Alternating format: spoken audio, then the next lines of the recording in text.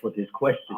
Um, and the question could lend itself to being about perception, or it also could be about goals. And while I have a perception, let me just say very casually, I looked through my emails and my social media posts because I'm very interested to find out when was the first time that I embraced in a very public way the idea or the concept of reparations and what it should be. And up to this point, I haven't been extremely successful. But what I have identified is going back to 2019, April 2019, I initiated a correspondence with the Washington D.C. based policy group called the Lincoln Policy Group. The Lincoln Policy Group was the brainchild of former Arkansas Democratic Senator known as Blue Dog Democrat Blanche Lincoln, who lost in the midterms of the Obama administration's first term and created this conglomerate. They never hired a black associate, never had anybody else black working as an associate there.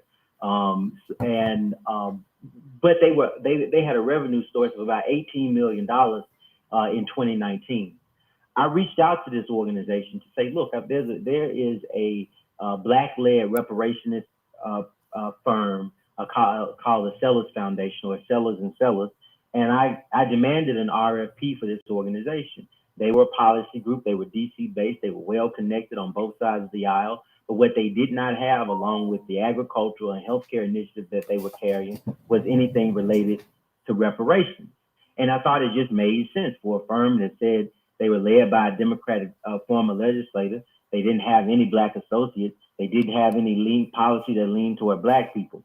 And so that to me is about perception. The other part that's about perception for me is an initiative at Howard University known as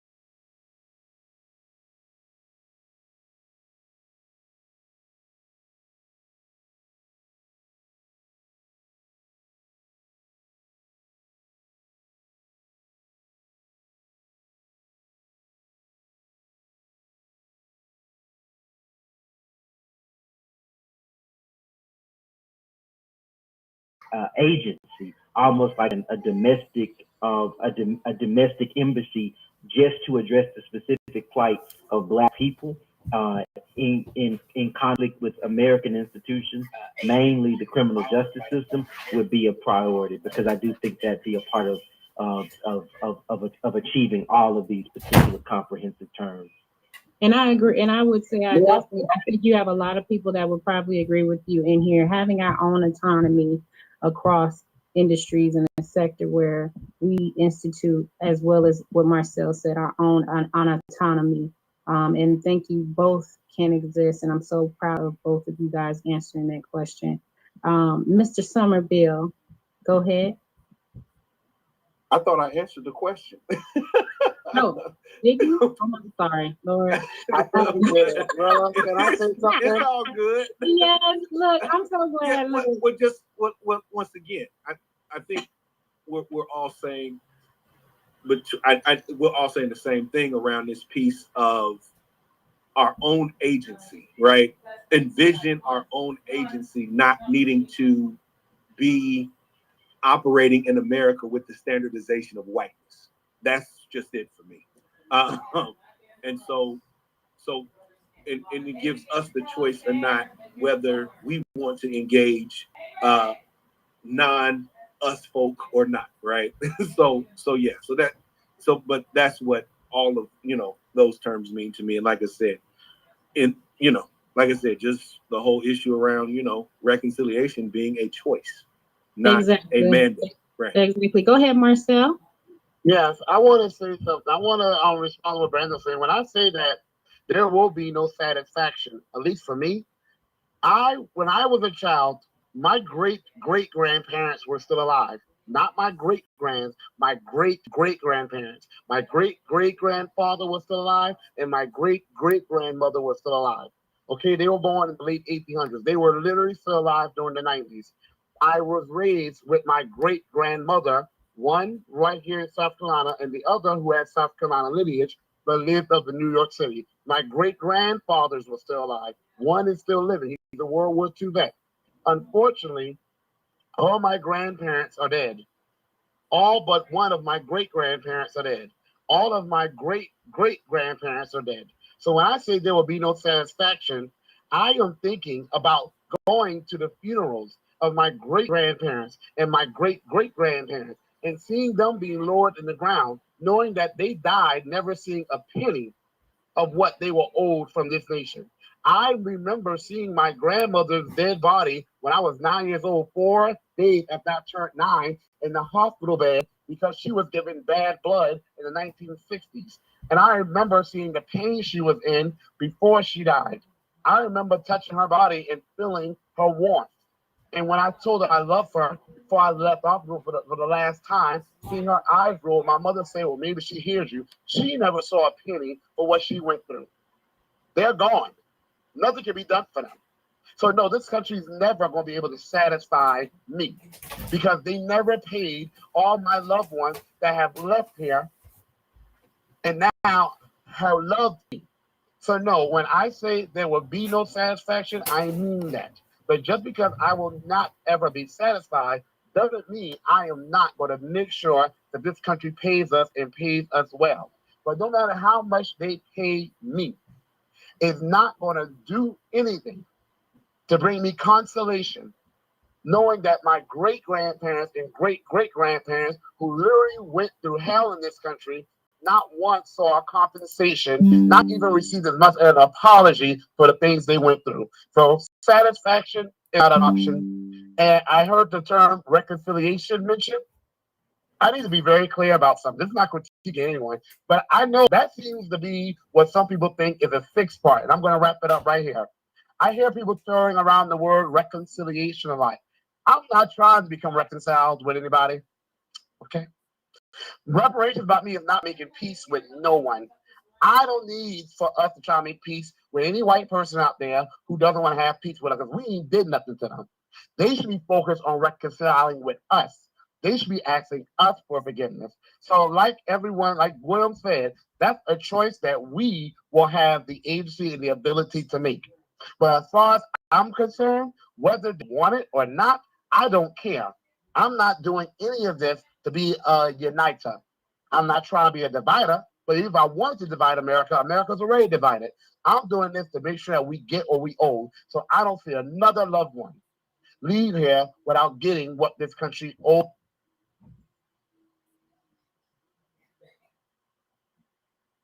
Uh-oh, Marcel, I think you might be in a matrix a little bit, so it's okay. I want you to try to drop out.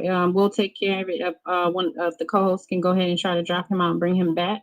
And I'll go ahead and ask the next question, if we can get him back in real quick.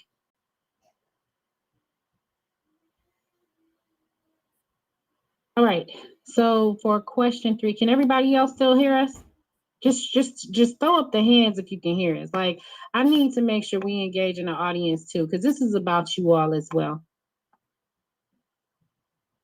So, question number 3, ask candidates, how do you plan on addressing immigration in the United States without further erosion of the American descendants' African-American reparative justice claims? And we'll go ahead and start with Ms. Tamara.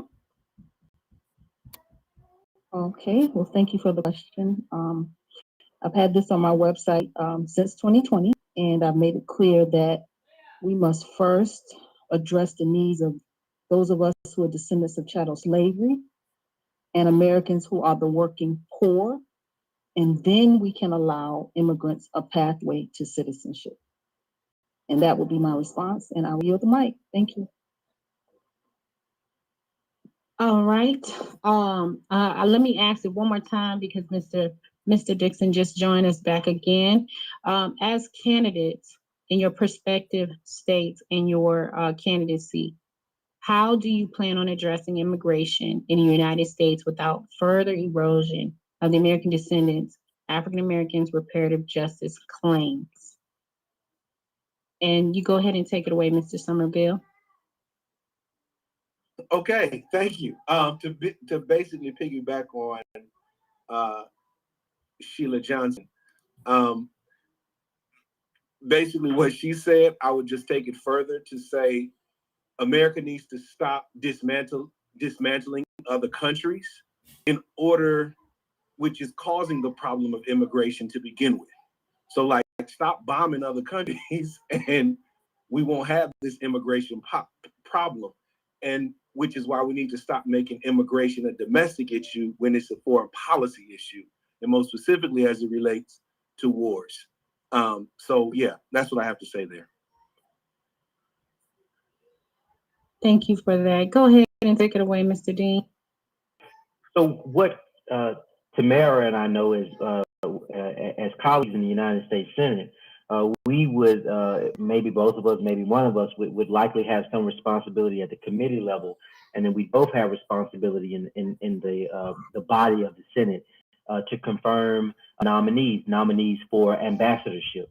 And I think from that location, we could have a great deal of influence on what Mr. Somerville is advocating, which is a rightening of U.S. diplomatic relationships around the world that up to this point have resulted in north of 171,000 troops being deployed around the United States at 600 plus posts and outposts, not doing work that is actually creating or generating diplomacy or positive relationships with our other nations and territories, but rather being quite destabilizing and creating a circumstance which those people leave those countries fleeing and seeking refuge in the embrace of the United States, which really represents a serial abusive empire. The legacy of diplomacy, particularly in these countries where immigrants are fleeing, has been white, has been male, and patriarchal. We have not experimented with what happens when the face of diplomacy in these spaces is Black and intentional about understanding the plight of other minoritized people around the globe. And that would be a priority in the Senate. And I hope that Tamara would join me in the Senate in making that a priority, because I think that is how we begin to first, and let me just say, the interpretation, unfortunately, is that Black people don't benefit from immigration. The interpretation should be that Black people don't benefit from that immigration is a symptom of issues around the world that don't benefit Black people. And I do think that we can address the specific injuries that immigration causes on Black people in this country without actually adopting an anti-immigration platform, because I would certainly would not like to be perceived as that. But what I cannot do is support a policy that comes at an expense of the collective of which I am a part and an advocate. Thank you so much for that. Our communities have shown concern about how the Freedmen's Bank form has been formed. Hello? And Hold on. Do I get this? No, yeah. briefing? Marcel should answer. Do I get this? And after Marcel's done, I'm gonna talk. Thank you. Okay, so I want to say that I understand that America has definitely not been a good actor in many parts of the world, but we also need to understand America has not been a good actor in its own country towards its own citizens, which are freedmen. And I've been speaking to many South Carolinians through doing phone calls. And do y'all want to know what the #1 issue that comes up after, your economic issues, even though this one is tied to economic issues? It's illegal immigration. I promise you, the older, especially among the older Black Americans, I promise you they mention that issue more than anything. And I'm not going to sit here and play this game where I cannot speak against illegal immigration because I'm going to be afraid someone's going to say I'm a xenophobe. People, I'm a teacher. I done taught elementary, I done taught middle, I done taught high school. People call me the name they want. Okay, doesn't matter. The fact of the matter is, Black Americans are the most likely to be wrongly arrested and wrongly convicted. 70% of people who are later found innocent of crimes of which they were convicted are Black men. So we get the book thrown at us, the book of the law, for things we didn't even do. Yet we have people who literally enter our country illegally, and then they hold posters saying undocumented and unafraid. And now you have congressional representatives trying to pass a bill called the New Deal for New Americans before they've ever even given freedmen a good deal. The only deal we've got from America were deals through which they did not follow through, and bad deals. So here's how I plan to deal with it. I plan to make it mandatory that all employers in the private and public sector have E-Verify. And if they are found hiring illegal immigrants, illegal aliens, they will be fined a hefty charge. Not only that, I want to make it where it's mandatory that employers have to hire from the pool of people in the communities where they are located.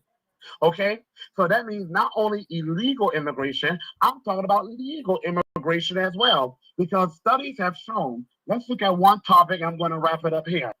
I was looking at computer science, computer technology.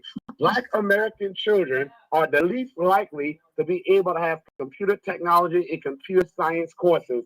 And even at the college level, Black Americans go to college and major in around the same percentage as white Americans, but they are far, far, far less likely to be hired. And yet you have Silicon Valley, which Black Americans, freedmen, helped to build. We could talk about that story some other day.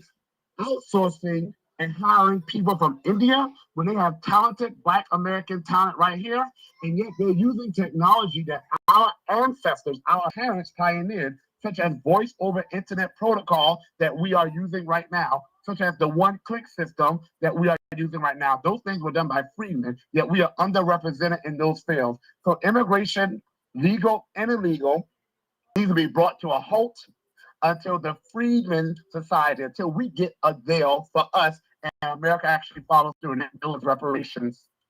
Can I know Nas has said he wants to respond, but I want to make because this is about humanity. Not that these other issues don't address humanity, but there was a point I noted that I absolutely want to make, because it characterizes a specific relationship. We must insist that people who immigrate to this country understand that their validation and invalidation in terms of credibility, and as being contributing citizens, as being agents of change, as being anti-racist, that can only come from Black people. As it has been, that credibility has been assigned to them by their immigrant peers, and by white people.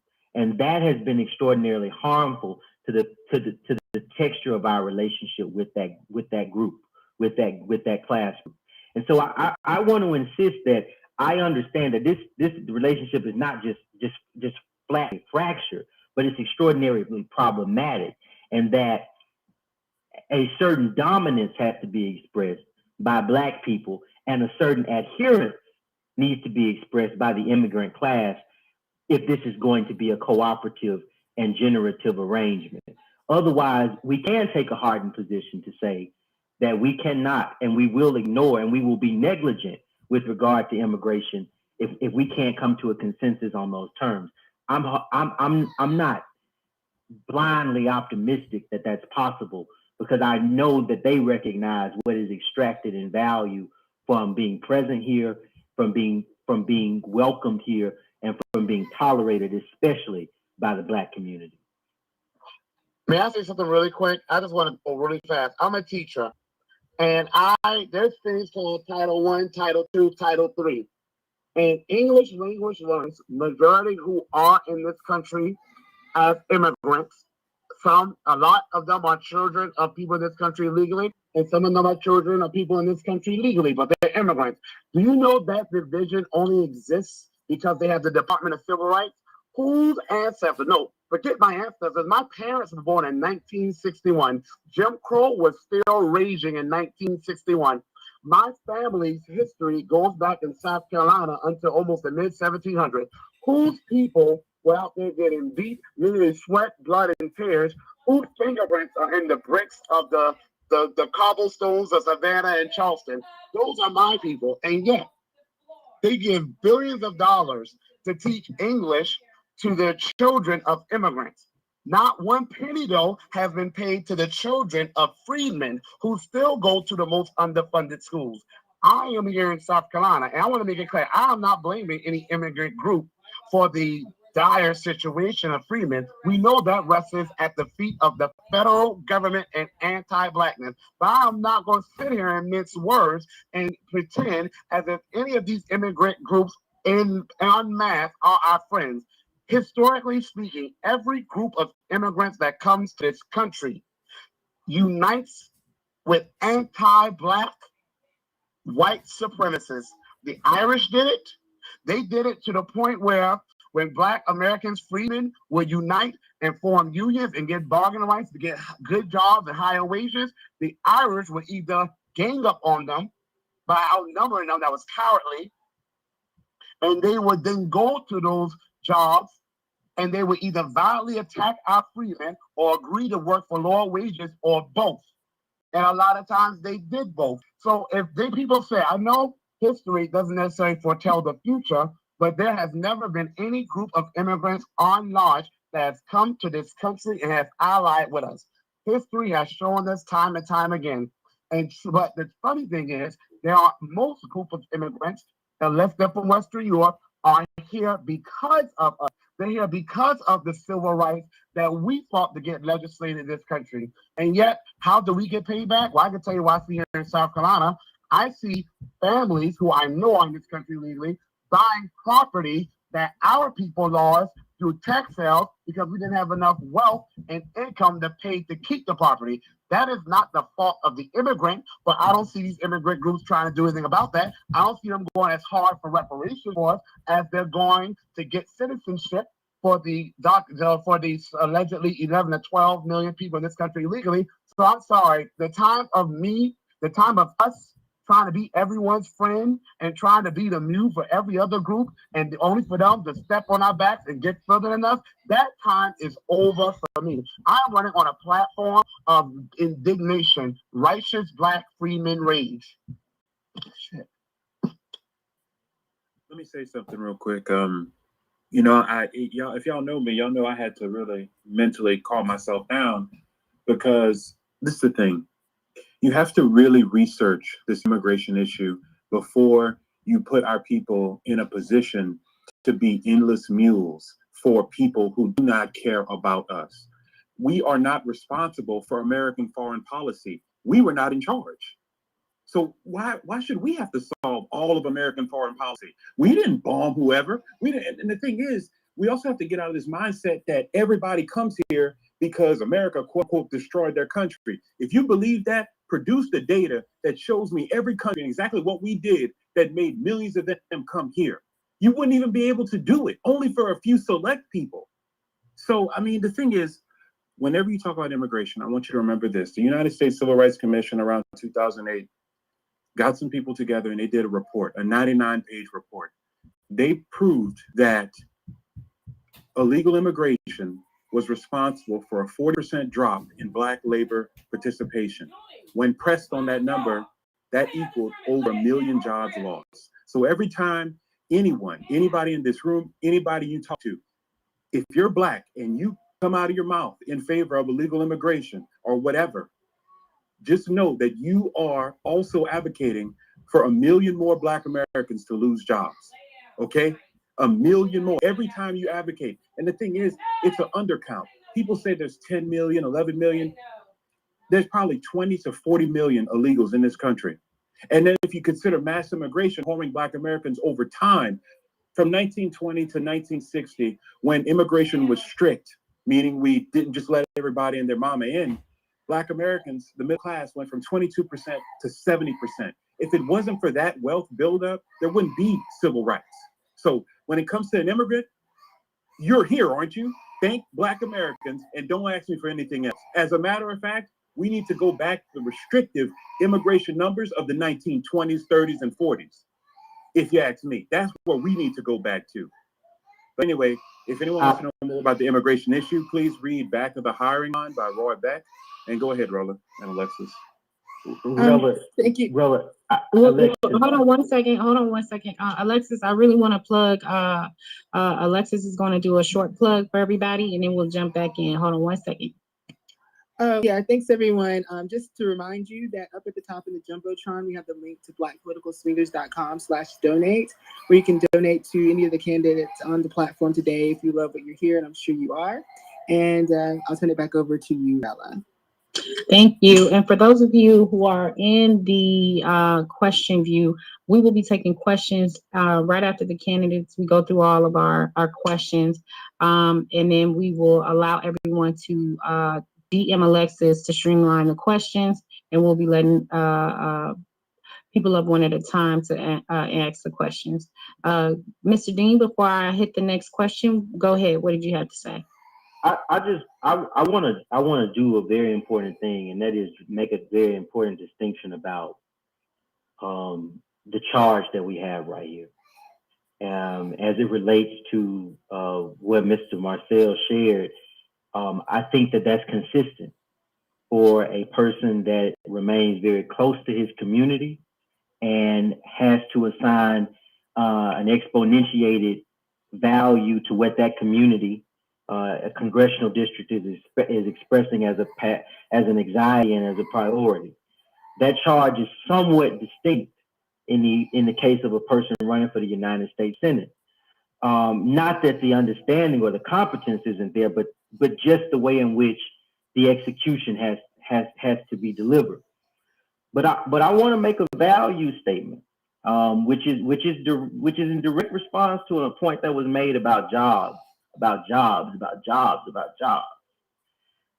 I'm not running for the United States Senate at 29 years old so that Black people can be laborers. I'm running for the United States Senate so that Black people can rest and that they can use their imagination and so that they can have enterprise. That is not my aspiration. That other thing when we talk about jobs, especially those that don't pay what should be the minimum wage, $33 an hour, which is what the average American living in any city needs to be able to afford transportation equity and a decent place to live. So I don't disagree.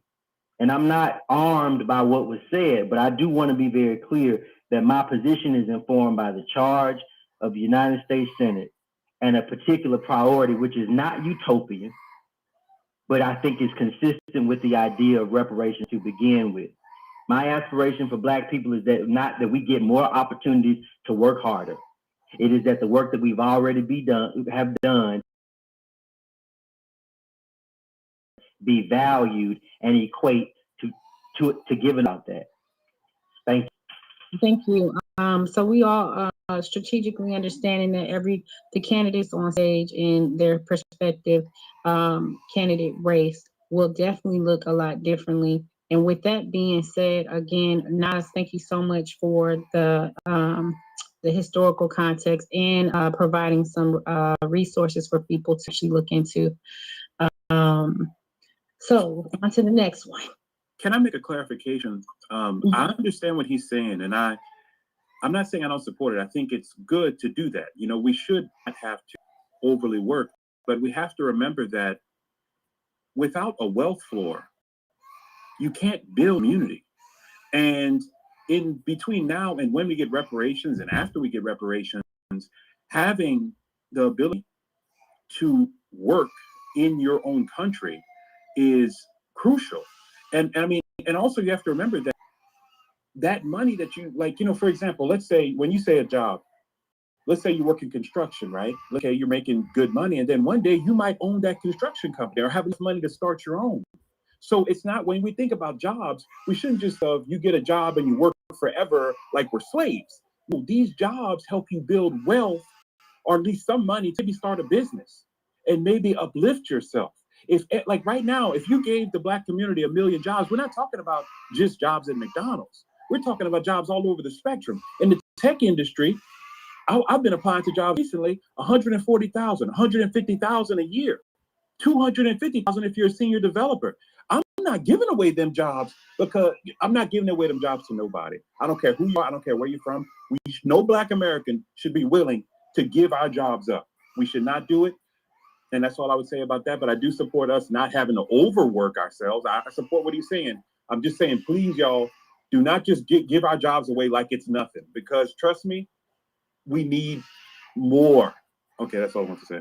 I want something I want to say too, and I know because this question is a question that immigration is a hot topic among our people. The media make it seem like it's only the quote unquote white working class who have strong feelings about immigration. No, trust me, I am in South Carolina, one of the quote essential deep South states. Okay, and immigration is a strong topic here in my community, an extremely strong one. I want to point that people often say there is no data showing that illegal immigration, actually this particular study talks about immigration period, has no detrimental effect on the Black community, and that is absolutely a lie. The National Bureau of Economics did a study around 2007, and it not already mentioned one statistic, but they also mentioned that the higher the number of immigration in a community, the higher levels of immigration in a community correlates, doesn't mean it causes, but it correlates with a 25% to 30% increase in the levels of incarceration of Black males. And it hurts the employment opportunities of Black males the most. I also want to point to the fact that in this legislation called the New Deal for New Americans that the Democrats are trying to push, keep in mind, they have yet to put forward any true reparative legislation for us freemen whose wealth is at the bottom. Even people in this country within 2 to 3 years surpass us in the accumulation of wealth. Our income is to the bottom. We own less land now and less homes now than we did in the 1950s. And yet they're passing this revolutionary bill for quote unquote new Americans, and it will give temporary protected status to some class of immigrants for at least 20 years. In that 20 years, these same immigrants can have children. And what does America give to anyone born on American soil? Birthright citizenship. And when those children become older, the Democrats are betting that they're going to vote for them. Now, I know the Republicans are terrible, but we don't call out the Democrats enough for their wickedness. Now, the Democrat Party owns Black Americans. It is not the children of illegal immigrants who are putting them in power. It is us as freedmen, and we've been doing that since the 1960s. And now we're doing worse than we were in the 1960s. Black men now have the shortest life expectancy, and they've lost 4 years recently. Where's the legislation about that? Black women are 5 times more likely to die giving birth to a child. Where's the legislation about that? Talking about immigrants, most of the group of supposed illegal immigrants, they say are from Mexico, right? So the Hispanic caucus is the one really pushing this New Deal for New Americans. It was introduced by a congressional representative who is of Asian descent, but the Hispanic caucus is really pushing it. I look at all of the legislation they are pushing in respect to immigration, and you know what I don't see? Y'all know what I don't see? I don't see a damn word on there about reparations. I don't see anything on there about the fact that Black Americans are between 15 to 20% of America's population, yet we make up 50% of the homelessness. I don't see anything on there about the fact that Black Americans who are born into middle class are the most likely to actually fall into poverty than any other racial or ethnic group. So we sit here and we beat around the bush and we walk on eggshell and we want to be nice to everyone. And those other groups are literally giving us their behinds to kiss. I, for one, am sick of it. And I'm calling it out. And they only want to get upset when they want to call us xenophobes. Where is this level of anger when Black Americans are dying in the streets?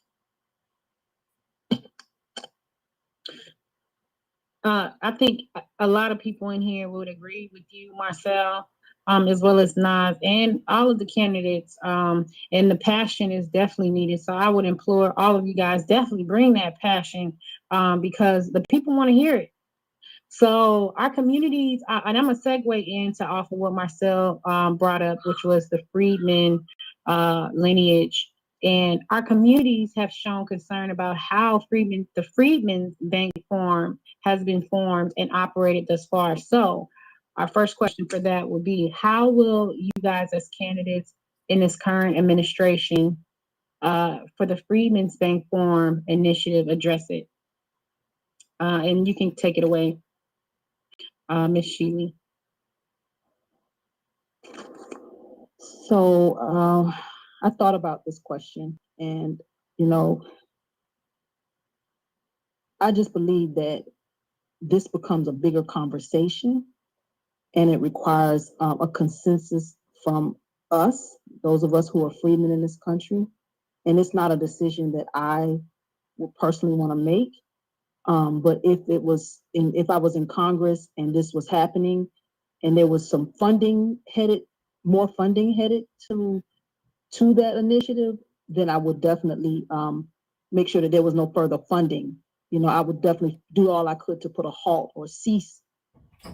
But at this juncture, I think we as a people need to have the conversation and come up with how we want to address this. I don't want to make that decision. So I'll yield the mic. I'll go after. Oh, I'm sorry. You all tell us who goes next. No, you're fine. Yeah, listen. The people are here for you all. And so I appreciate you, William, for your candor. Since you've already come off the mic, go ahead and address this issue because I know Marcel, this is a hot topic for him as well as Mr. Dean. So please. Well,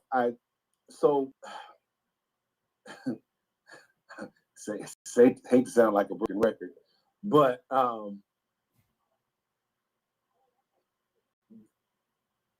to Sheely's point, clearly this is a problem of co-opting us once again, right? And so, to try to stop it, that would be my same goals. See if the CBC will want to demand some kind of intervention to stop it that much more, or even if they care. And clearly, take it to the streets, see what the collective community is saying that much more. But to your point, Brandon and Marcel can probably speak more to this in depth. So I yield my mic all the same. All right, Mr. Dixon, go ahead. You had it. Well, you know, the first Freeman's Bank that was actually like chartered was here in Beaufort, South Carolina. And when this Freeman's Bank initiative was first mentioned, I decided to dig into my genealogy and discovered that one of my 6 times great grand uncles had an account with the Freeman's Bank, the first one here in the United States of America. And like most of the freedmen who invested in that bank, he was a military veteran. And this actually may not seem like it, but this actually ties into the last question about immigration. Because you notice how Kamala Harris and Janet Yellen, who's the treasurer, how they are trying to make this a people of color thing and a black and brown thing. There wasn't no brown people, whomever that may be, in the Freedmen's Bank. It wasn't for people of color. It was for freedmen.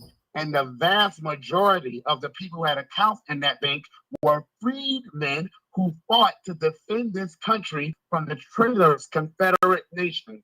They gave in the little they had, being sold the promise of wealth. So this actually goes back to our claim of reparations. If there's going to be a Freedmen's Bank initiative, it should be to return the Freedmen's Bank. And the Freedmen's Bank should be returned as a package with the Freedmen's Bureau. And the Freedmen's Bank, we know that Cory Booker has often mentioned this thing about baby bonds, which is pretty much a way to assure that when a child is born, they have wealth that will gradually improve. Of course, that idea is not reparations. He has tried to conflate that reparations. It's absolutely not. But I can actually support that idea for every single freedman whose ancestor had an account with the Freedmen's Bank. So the Freedmen's Bank should be chartered by the government as it was in the past. And every person who is a descendant of a person who had that account should be giving a bond by the U.S. Treasury that will be the equivalent of what they would have had today had the Freedmen's Bank not been demolished due to deliberate fiscal mismanagement, who was, of course, a byproduct of anti-blackness. But just notice, all this blacking and brown of the Freedmen's Bank, notice I don't recall any of those other quote-unquote people of color communities saying one thing about, hey, hold on, this is not our legacy. This only belongs to Black Americans who are descendants of emancipated slaves. None of them stood up and said that. They're all willing, though, to benefit from our story, even though they didn't go through the pain.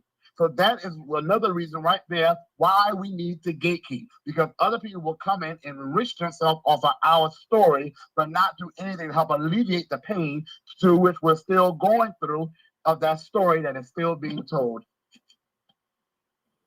Thank you. Go ahead, Mr. Daniel. So because I think in the context of this, it matters, I'll share that I've only met Janet Yellen one time. I've had a few more interactions with the vice president than that. But for what it's worth, if I were to see either of them in the near future, I would say, you know, I saw and I read your comments related to the relaunch of the Freedmen's Bank Forum, which actually initiated under the Trump administration with Secretary Mnuchin, and he had the BET executive to be a part of that that launch, and they introduced at that time eight tenets that they were prioritizing, which all seemed very intentional on applying what I would call a sort of reckless neoliberal broad sympathy approach to crafting impotent policy. But I would say this to Janet, I'd say to Kamala, it looks like work avoidance to me, because the establishment of a bank forum that would provide an exponentiated amount of support to institutions that would help fund Black financial institutions that would maybe issue loans and grants to businesses that prioritize cannabis, agriculture, health-based industry, educational services, currency, innovation enterprises, especially in an age where we're talking about changing the face of a lot of American fiat and also the introduction of digital currency. when I spoke with Janet at the Women's Leadership Forum, I think that was the venue. The National Women's Party is what it was in DC. I wanted to talk with her about cannabis justice. At that time, she had come off of her commission as the Fed chair. Trump, of course, did not reappoint her, and she was largely uneducated and unaware about the particular nuance of what minority Black owners in the cannabis industry experience in terms of trying to gain capital and legitimacy in that space. And she didn't understand my concept of how a priority at the federal level, especially within the Treasury, especially at the Federal Reserve, could help those stakeholders. And so I think that the insensitivity that came along with the decision to relaunch basically around the same 8 principles that were in the Trump administration, and again, apply this broad, reckless sympathy approach to something that really should be specifically designed to help Black people in areas that Black people who are descendants of American slavery have a specific interest is lacking for integrity. And it's just one of the laziest things I've ever seen on the national stage. May I add something? I Yeah. want to say that this is going to kind of go into something else, but it's going to tie back. People often say that, well, chattel slavery was so long ago, and I tell them reparations is not just about chattel slavery, of course. And Jim Crow and redlining was long ago. No, it's not, because like I said, my parents were born into it. They were born in 1961. They were literally teenagers in the 70s. But the fact that I was able to find my Freedman's uncle bank slip from the Freedman's Bank right there on familysearch.org, free of charge, shows that it is not difficult for the government to easily see those of us who actually are descendants of people who had accounts with this bank that they are responsible for sabotaging, okay? That they deliberately fiscally mismanage. I want to bring this up. I asked for a friend of mine, and was like truly a blessing to be able to work, to job hunt as a luxury and not for survival. I was happy to hear that, and then it also kind of sent me, because I was like, most freemen don't know that life. We don't know that life at all. Just the Freedmen's Bank alone, I haven't done too much studies in it, but I can definitely imagine the amount of money that those account holders would have been accumulation of trillions and trillions of dollars. And the crazy thing is, I would have been one of the people benefiting from that wealth, because like I said, my uncle, my great grand uncle, was the head of household according to the census I found, where my great grandfather, I guess he was the caretaker, who was living. So that's just another fact that shows that the damage that has been done to freemen is well documented. And I also want to bring this out too. The Freedmen Initiative, they're trying to make this a people of color thing and a black and brown. I swear that's the most disrespectful phrase, black and brown and people of color. Disrespectful. I want to point out that Joe Biden just did historic levels of funding for various Native American tribes. Not once did he utter the word black and brown. On that COVID-19 hate bill for Asian Americans, not once did they say black and brown. They might have said brown, but they sure as hell sure not to say black. And if they said black, they were definitely not going to specify us as freemen. When other groups have initiatives, quote unquote, done for them, that is pertaining to their story, such as with Native Americans and the Indian Removal Act, they never, ever include us.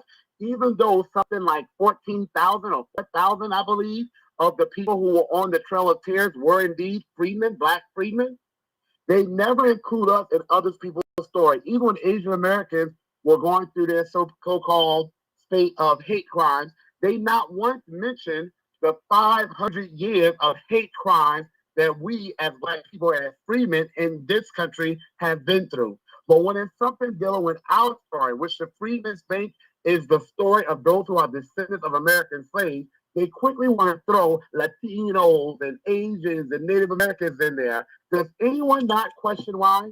Does anyone not question why they always want to tag people into our story, but somehow we never get tagged into theirs, even when we truly were a part of it, as with the Indian removal? The Freedmen's Bank is just another part of that.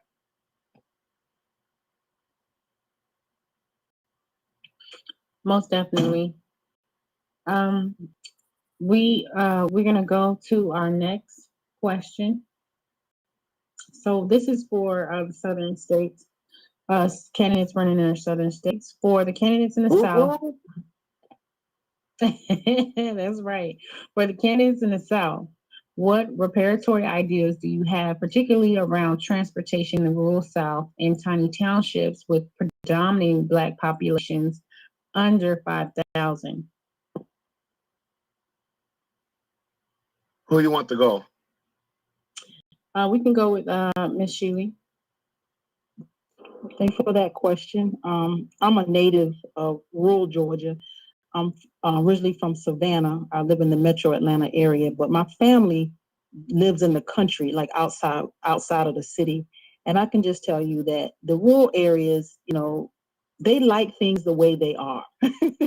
They don't want a whole lot of traffic. They don't want a whole lot of change in those rural areas.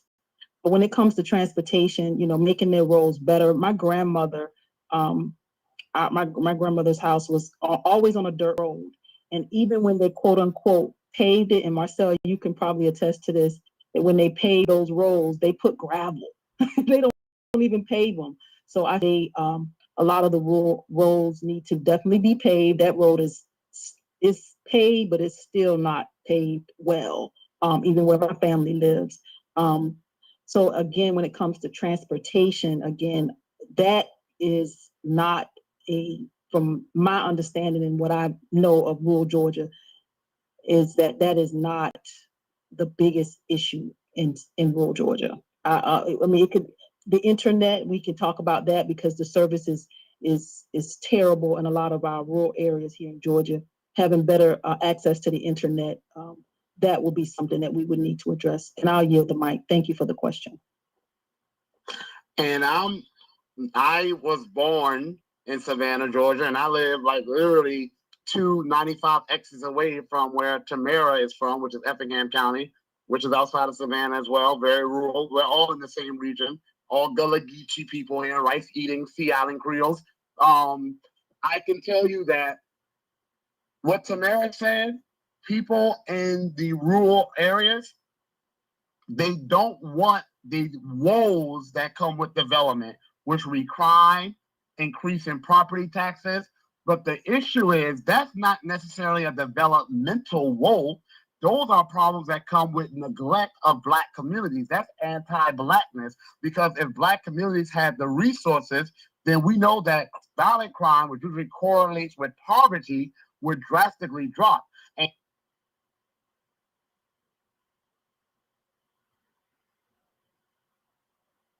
I think we might have lost you again, Marcel.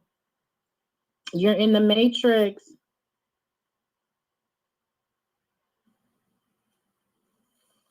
I wonder if he has his other phone, if he could switch. I don't know. Well, okay. So Marcel, if you can hear us, if you can pop back over on your other page and come back in, we'll let Mr. Somerville go ahead and take it and then keep going, and then we'll wait for you to come back. I would like to be speaking from my official campaign account. Can y'all hear me? Loud and clear, brother. Loud and clear. Okay, yeah, I'm going to come back in doing my official campaign account because it just looks more professional. Because this account I'll be talking about, well, anyway. I just want to say that transportation is a big issue here. Big issue. I have been through it myself. Everyone in my family has been through it. I remember when I had to catch work at the hospital, Hilton Island, I had to find rides. It was stressful. I know people who can't get to schools because they don't have transportation. If they go to a school that is a charter school, they don't provide buses. and yet they feel that school will be a better fit for their child. They can't get there. I know people who have lost jobs because they couldn't find a ride. I know people, and Tamara knows this area well, so she might find this quite disgusting, but I know people who live as far inland as Ridgeland and Yamasee, and they will call an Uber from Savannah, Georgia, just to get a ride to the grocery store, which is like 5 minutes from their home. That's just how desperate the situation here with transportation. But this is the other matter that doesn't get discussed enough. Let's talk about social capital. Let's talk about the fact that we are in an area of the Gullah Geechee. We're Sea Island people. And yet when I take my kids on field trips, they ooh and ah because they've never seen the river before or the ocean before. And we literally live at least around 10 to 15 minutes from the coast in most areas around here. Let's talk about kids and even adults who have rarely left their town, who have rarely gone more than 20 miles from their home for most of their life. Let's talk about the fact that when people have to get to a doctor, when people have to get health care, some people will rather stay home and be sick than pay the fee to get the paramedics to take them to the hospital if they can't get a ride. Let's talk about people who have to get to the pharmacy before it's closed and they get there just to find out that their ride came too late and the pharmacy just closed before they arrive. Transportation to me is a human right. That is why on my platform, I am treating transportation as a human right. The same way the federal government, if a person qualifies, can get assistance with getting the down payment for a home and getting mortgage assistance. By the way, that assistance needs to be widely increased. And this is outside of reparations. This is just one of my universal policies. Transportation needs to be treated the same way. For people who qualify, I have a program that I am going to sponsor a bill to go through the Department of Transportation, where Americans who qualify, the qualifications we will discuss, but it's definitely going to be for a large swath of Americans. They can get the down payment for a vehicle covered. Because I had a cousin, she had a job. She had the job for years. She had the money for a down payment, but because she couldn't afford or couldn't make a certain down payment to get a certain type of monthly payments, she was not approved for a loan. So we will help them get the down payment, cover the first 3 monthly payments, but also there's another aspect with getting a vehicle, and that's maintenance. I remember my sister got a new car. She couldn't even drive it for at least a month until she got enough money to get to cover the insurance fee. And trust me, and the jobs here in the rural areas tend to pay far less than they do in the urban areas. So I also feel that vehicle maintenance and insurance assistance is going to be a part of my platform as well, because those things can also easily have someone stranded. Sharks, tires, oil change, air filters. All of those things are going to be covered through my transportation plan. And it's not just going to be to give people a better quality of life as far as meeting necessities, but also socially. Families who live in poverty should have the right to be able to go to museums, to be able to go to shows, to be able to have a picnic on the beach, just as families who never have to worry about those things because they have access to those areas via transportation are able to enjoy.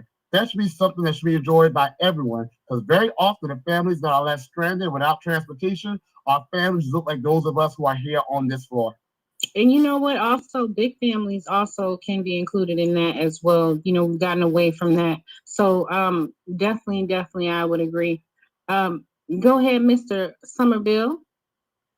Oh no, I'm not from the southern states. Oh, So I'm gonna let it's y'all Southern speak on it. California. I'm sorry. I'm from Southern California. Mr. Dean, you go ahead. You got this. Yeah, thank you. I think the nuance that's been shared by the other testimonies is valuable. You know, this is the place where I just want to assert the importance of allowing rural residents, Black rural residents especially, to be able to participate in this budding economy around electric vehicles. Even if you own a traditional a combustion engine vehicle now, most of us are not being able to be awarded the proper lending options to be able to invest in EV. And there is no high level discourse around that. And I think it's quite negligent. And I think it will prove to be deleterious to our own personal positions, but also to the issue around the environment and the protection of the environment, especially that you have a large number of American citizens who are working, who are traveling, who are moving families, who are able to participate in the clean energy economy. I subscribe to Amtrak. I subscribe to Megabus. I subscribe to Greyhound. And it is quite a shame that at one time, and this has been persistent, that these industries have fallen quite short in delivering a quality of experience, in practicing and having the best practices of safety and efficiency for their customers. And either we need to expand and bust up the interregional transportation culture, or we need to make some insistences on these organizations to offer something, to offer a more customer friendly, a more environmentally friendly, a more efficient and safe product for those, especially in that we understand that it's disabled people, it's low income people who are traditionally a part of their customer base. When the question wasn't specifically about transportation, but it wanted to focus on transportation, but to a point that doesn't specifically or explicitly address transportation. I do want to say I desire for folks in the South to have Black folks in the South, especially. Black folks in the South is explicit what I mean, to have autonomy as it relates to the way they're governed and their proximity to the courts, their proximity to prosecutorial arms.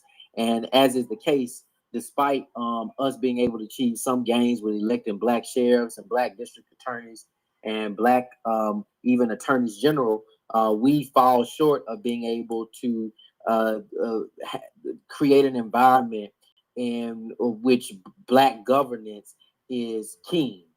And I think that Black people need to begin imagining how they assert particular independence from the arm of the state, from the arm of these historically oppressive elements of state, and whether that requires a discussion around succession of major Black counties in the South. Well, that would be something that as it relates minoritized group, but not unprecedented in the fashion of America. And I think that if we cannot move forward to start getting a sound number, not anomalies, but a sound number of Black people elected to statewide courts, to constitutional offices, and to federal office, then we might have to consider those extreme measures.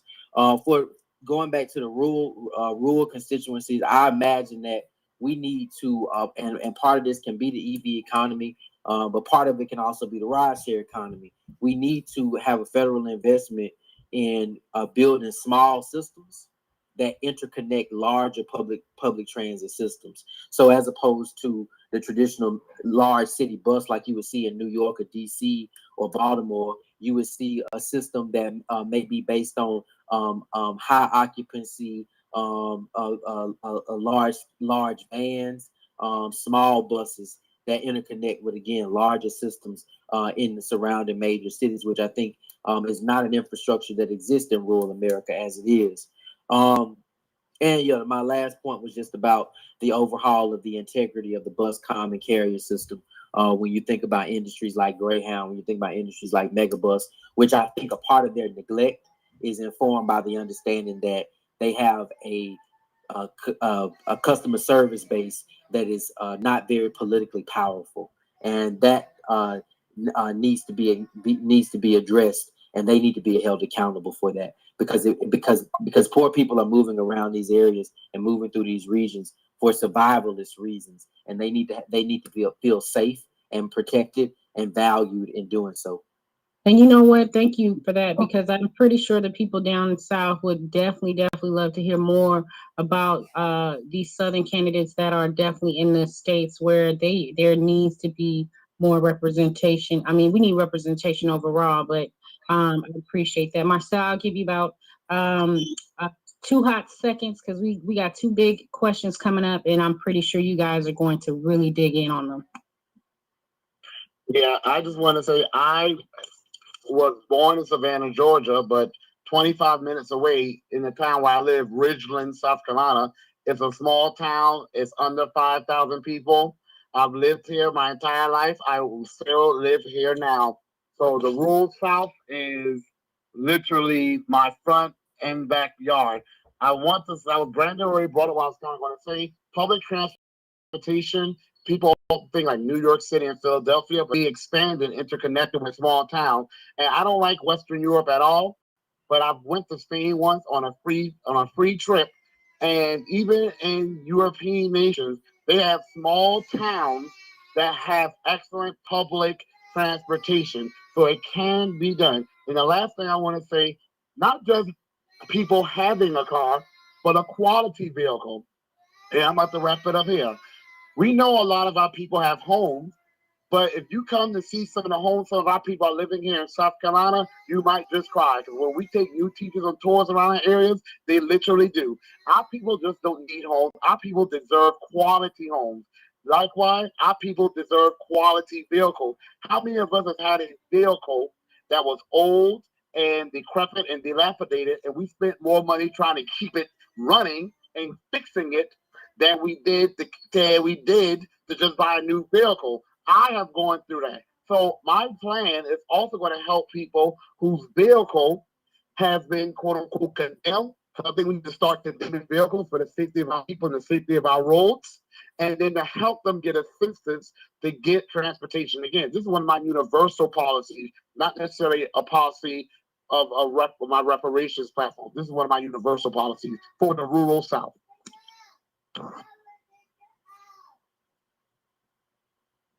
Thank you for that, Marcel. Now we're gonna pivot a little bit. Speaking of population, and we're going to go ahead and pivot into incarceration. And so, knowing disproportionately affected American descent, we now can actually freely say Black Americans or Black American or freedmen, African Americans. What are your plans as candidates to address how mass incarceration has affected? And I'm going to jump over to California first. So, Mr. Summerway. Real quick,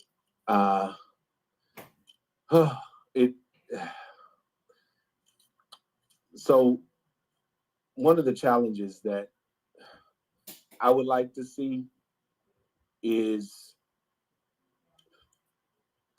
really following the how can I say it, the combating what Governor Ann Richards did in Texas. She had a really great criminal justice reform implementation. I have yet to see one that has worked as best. But unfortunately, between Karl Rove and George Bush, they beat her out.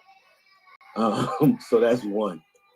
But obviously, we need to address nonviolent offenders and the fact of reintegrating them back into a society. Address, not only the bills of excuse me, y'all, I'm a little frazzled because it's been great conversation. Let me help you shake it. Let me shake it off. No, you're fine. You got this. Yeah, no. But so one of the challenges that I find problematic with some of the young people who are incarcerated right now is how they're having to pay back bills for staying in prison, especially when we talk about the prison industrial complex. So one of the things I plan on doing as well is addressing or following up with the bill that Congressman Danny Davis made, and I can't remember the exact number, but that he did, which eliminated the box, which basically means that one would not get hired because of a past record. So I would just go with just a whole new robust manner of, about a reintegration program. So I'll leave it at that because, like I said,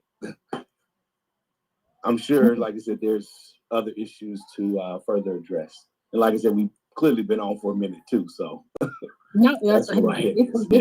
This is about you all, and this is about us. And so I want you guys definitely to say what you need to, and you're doing great. We're gonna hop over to Mr. Dean. What's going on? So, the question being about, sorry, the question being about mass incarceration. For one, I've actually during this campaign had to challenge the Governor Kerry of Alabama because of what she attempted to do, which was redirect $4 billion from the Build Back Better infrastructure money or Build Back Better COVID relief money, to be specific to the policy, toward building new prisons in the state. Can you believe that shit? And it was a go until a massive national movement against it took place that culminated with the legislature resisting it, and also I think the Attorney General Merrick Garland filing some litigious action against the governor and the Attorney General and several others attorneys general who were attempting to do the same thing with the COVID relief money. So that's just one thing that has happened just in the life of this campaign. But overwhelmingly, I think that we prioritize giving too much funding to a system and expanding the incarceration system. And I think that's predatory in that we create criminality of things so that we can fill up prisons. Not that we have an abundance of particular types of crimes that justify the expansion and development of more prisons. Thinking about non-violent defenders, thinking about people who sell weed or have sold weed, thinking about people who participate even in white-collar crimes in our communities for survivalist reasons, and how that's not taken into context in the judiciary, in the criminal justice system. But I will concede this because I do think it matters. Being from the background that I'm from, I had a hard-working mama, a hard-working grandmama, a hard-working daddy. I have an observance of how crime manifests in the community, and I was the mayor of a city, had a police department, but I do have a deficit in comprehending certain aspects of criminality because that's not the environment in which I grew up in. I grew up in a wholesome environment where people did stuff, but it did not rise to the level of what you're observing amongst the worst offenders in our penal justice system. So I have to take time to step back and really appreciate the dynamic of something that is not my experience, to be able to know how to adequately respond to it, especially when I know that neglecting to do so could continue to allow the perpetuation of femicide against Black women to take place, of rape culture to perpetuate and continue to take place, of child violence and elder abuse to continue to perpetuate and take place. And so I must better understand the particular epidemics that we face, and specific to Black people and specific to the rural South, to be able to really provide an adequate and sensible idea about what criminal justice should look like versus what it is. But admittedly, the system that we have preys on us. It does not work. It's not restorative. It's not generative. And that remnant of it must be uprooted and replaced with something that is helpful in promoting a more democratic, a more safe society. Thank you for that. Real quickly, Alexis is going to give you guys the donation link real fast, and then we're going to give it to Miss Tamara, and we're going to then go to Marcel. Hi everyone, thanks for listening. We have just a couple more questions for the candidates, and then we'll get to the audience. But as Rella was talking about, up in the Jumbotron there, you see the link at blackpoliticalswingers.com/donate. You'll see the campaign donation links for each of the candidates up here. So please donate anything you can to help their campaigns if you've loved what you've heard tonight. Thank you. Thank you, Alexis. All right, Miss Sheely. Oh, yeah. So the question about mass incarceration, I do have a criminal justice reform agenda. And on my agenda is the legalization of marijuana. But I will not support the legalization of marijuana without decriminalization first. Another part of my criminal justice reform agenda is mental health and substance abuse treatments in our jails and in our prisons.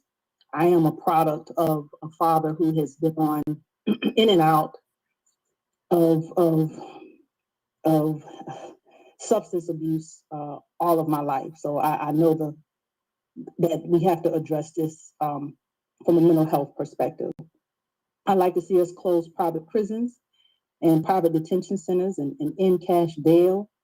Put an end to mandatory minimums. They lock us up and throw away the key.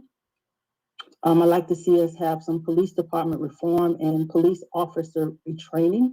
And I'd like to see us abolish the death penalty. And I will yield the mic. Thank you for the question. Thank you. Mr. Dixon, take your time, brother.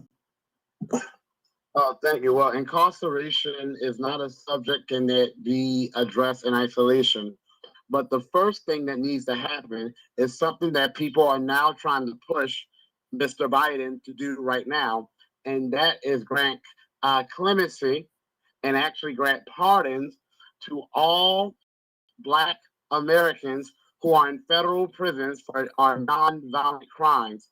And let me tell you, my father, my audio's cutting out a little, but I think I heard Tamara said that her father, or my father too, was in jail a few times during my childhood, but it was not for anything violent. It's because he had mental issues and he was severely addicted to drugs. And what he really needed was help. So he didn't even get help. He got penalized. If it wasn't for my mother and my grandmother, my mother's mother and my mother's grandmother, my great grandmother, who came and helped him, he probably would have died, probably at the hands of a cop or probably his own hands through abuse. So the point I'm making is that we cannot have a decrease of mass incarceration without reforming the way we look at public safety. First of all, we always talk about police brutality, and that definitely needs to be addressed because Black Americans are the most likely to suffer police brutality. But we need to defund the police. But we also need to address the fact that Black Americans are the most likely to be stopped by the police in the first place, are over-policed, and even though it has been shown that even when Black Americans are over-policed, it does not prove or result in Black Americans committing any more crimes. When what it does result is Black Americans being wrongly arrested for crimes they did not do and having violent encounters with the police. We also have to understand mass incarceration was intentional. We pretty much had a member of Nixon's administration saying that Nixon used mass incarceration, which correlated with the importation of drugs into the Black community, to help target Black activist groups who were pushing for Black Americans, freedmen, to get our dues from the government. So the same way mass incarceration is intentional, we have to be intentional about de-incarceration. So what I'm about to say may be a little controversial, but let me finish. I support an infusion of judges, and here's why. I know too many Black people who have sat in jail not for a week, not for weeks, not for a year, but for years, for crimes for which they have simply been accused of. They have not been convicted, but they have yet to get a trial. And when COVID came around and the courts closed down, I know some people who literally sat in jail for over a year without a trial, as if they were guilty. And in the meantime, their family suffered. In the meantime, they lost employment. It should not take us years upon years for someone to get their due in court. I also support jury reform. Even though there have been a few exceptions to these cases, we know that usually the less diverse the jury, the more likely they are to find a Black person guilty. Now, we have some that have been an exception to that rule, but I do believe in jury reform. We have to have a jury that is truly representative of that person's peers, and that peer needs to be racially, ethnically, and social economically as well. I also support a reopening of cold cases where Black Americans have been victims of crimes, because often we focus on incarceration. We think about the people who have been arrested for the crime. We often forget about the victims who have yet to truly get justice, and maybe the wrong person is sitting in jail who has been convicted of committing their crimes, as we have seen. A Black man loses decades of his life for a crime for which he was convicted of. They walk out, they cannot get that time back, but the other side of the family who was wrong never truly get justice for the wrong that was done to them. So those are just some of the things that I propose. I have a public safety plan on my webpage which goes into more detail, but just this part here focus on the incarceration detail.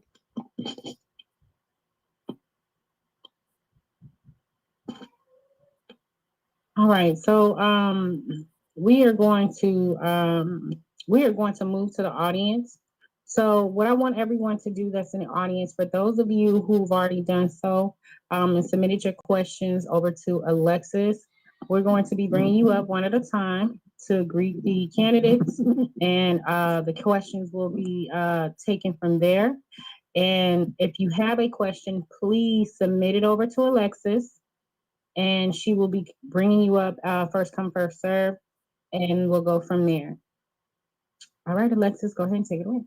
All right, thank you. So I received questions already from Swanee and Blabar. So Swanee, I've sent out the request to you or an invite to you to speak, and also Blabar as well. So if you want to accept and come on up and ask your question, that would be great. And I'm going to check DMs now.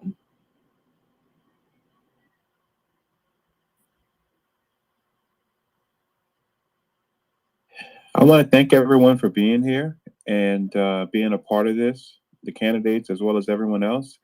And I think things are going smoothly.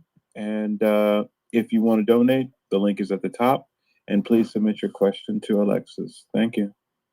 All right, Swanee, you're up. You can go ahead and go with your question first. And then after Swanee, we'll have Blabar. Thank you for giving me the opportunity to speak.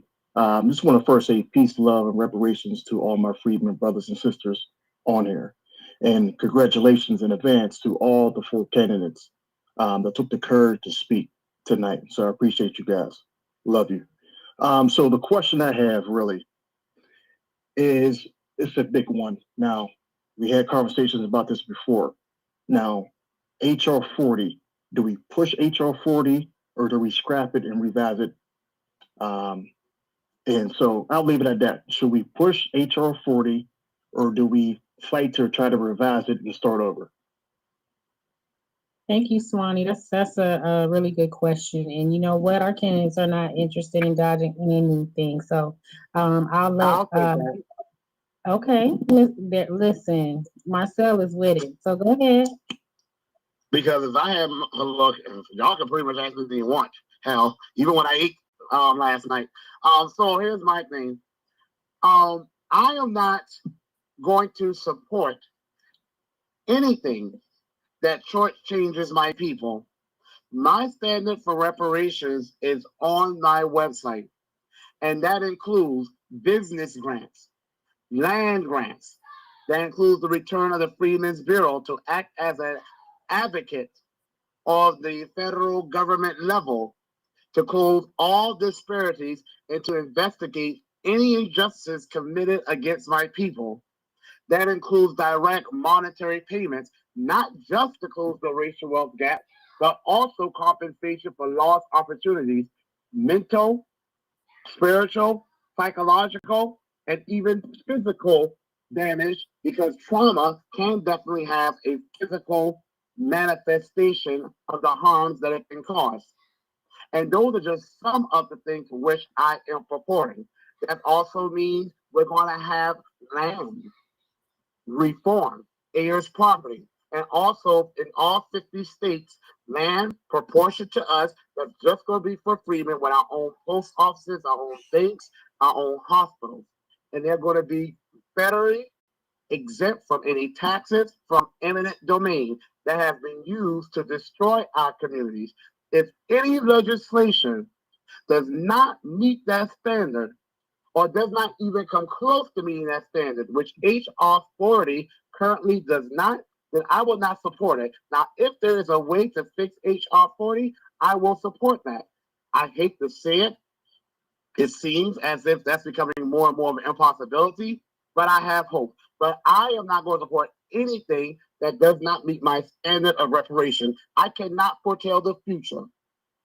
Okay, there could still be momentum around HR 40. There's other legislation for reparations that have been introduced, of which I am reviewing. But what everyone needs to be aware of, I'm not going to shortchange our people. I'm not going to get up there and crumble and fold under pressure. Because I was going to crumble and fold under pressure, I would have done so already. I already had trolls attacking me. I even called some people calling me, giving me little death threats. And I'm not crumbling, I'm not folding, I'm not compromising. So And we with you all the way. I'm going to live up to. We are with you all the way on that one, because we do not want candidates that cannot stand on their own 2 feet. And you guys seem like you got the gumption to do it, because we want to see it. All right, Alexis, you want to take the next question? Oh, okay. I do realize. Also, I want to say, hey, everyone, I did not realize that my DMs were closed. So I'm going to start following people back and letting you up. But our next question is from Blood Bar. Yo, I'm sorry. Hold on. Before we do that, we wanted all the candidates to answer that question. So I apologize. I'm sorry. I jumped the gun. So the next candidate to answer that question, we'll go with Mr. Dean, then Mr. Somerville, and then we'll finish off with Ms. Johnson-Shealy. Yeah, so moving forward, my aspiration would be that we could understand that we're talking about, in theory, we'd be talking about 2 separate bills as it relates to what we will review in the Senate and what the House of Representatives has already voted on. The most recent legislation for the reparations in the Senate has been is a companion bill, which is identical in that it House Bill HR 40, House Resolution HR 40, and the Senate bill being S40, sometimes referred to as SB 40, is an interesting document introduced by Senator Booker, and he has 22 co-sponsors on this bill. Some of the names you might know, some of them you wouldn't.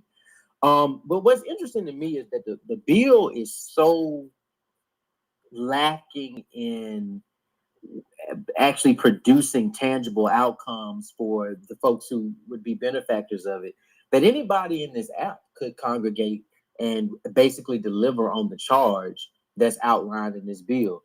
Let me just give you an example of what this committee's membership, this commission's membership, are being tasked with doing. I could see this quite clearly earlier, but how such recommendations comport with international standards of remedy for wrongs and injuries caused by the state that include full reparations and special measures as understood by various relevant international protocols, laws, and findings. How is, in consideration of the Commission's finding, any other forms of rehabilitation or restitution to African descendants is warranted, and what the form and scope of those measures could take. So what I see is a series of questions that are very vague, that are not specific, and seem to me to be very intentional in producing outcomes that have nothing to do with money, that have nothing to do with tangible resources being in the hands of the folks that descend from this. And based on the history and the lack of integrity amongst, especially the non people of color co-sponsors to this bill, like Amy Klobuchar, which anti-racism is not consistent with her political background. Richard Blumenthal, Mr. Merkley, Sheldon Whitehouse, and even Tim Kaine. I'm cautious. I'm extremely cautious. Certainly not thrilled about what I think their intention is in even co-signing this book. And also keep in mind that a number of these people were preparing to or are actively running for president when they affix their signature to this document. And so priorities change when priorities change. But I would insist on a fast track proposal to get resources, even if we continue to have to make changes to or improve the legislation moving forward. But I would be supportive of an imperfect bill that provides some immediate relief to the American descendants of slaves, as in being my maiden priority as a freshman United States Senator. Well, you know what? Let me have a backtrack and we'll get on. Would you include that with the Freedmen's Form, the $8.9 billion that actually was invested into the once annexed building as a start? No, because it's too broadly sympathetic to other communities. No, that's not $9 billion that's specifically targeted at American descendants of slavery. It's not $9 billion and funding the interest of black-owned American descendants of slaves-owned enterprises and businesses.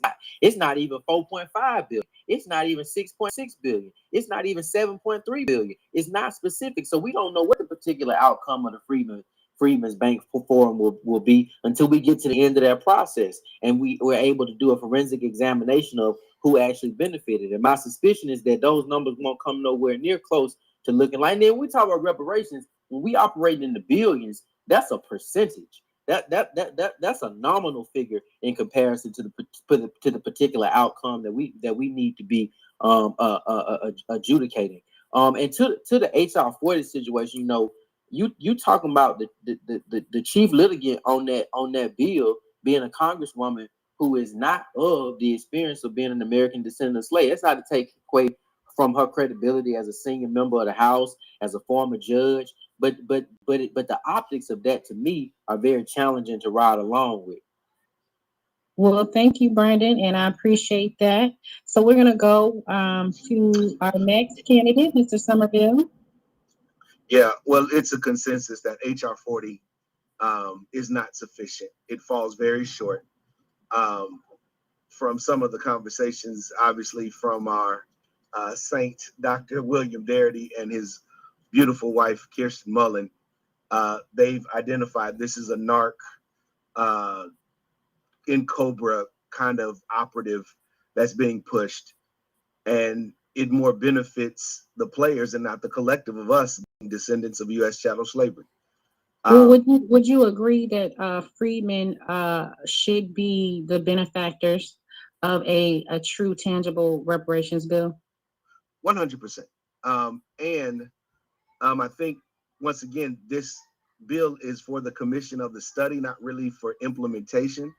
And so either get rid of the bill altogether, or like I said, or get it fixed. And so what I would be pushing, obviously, with colleagues is to highlight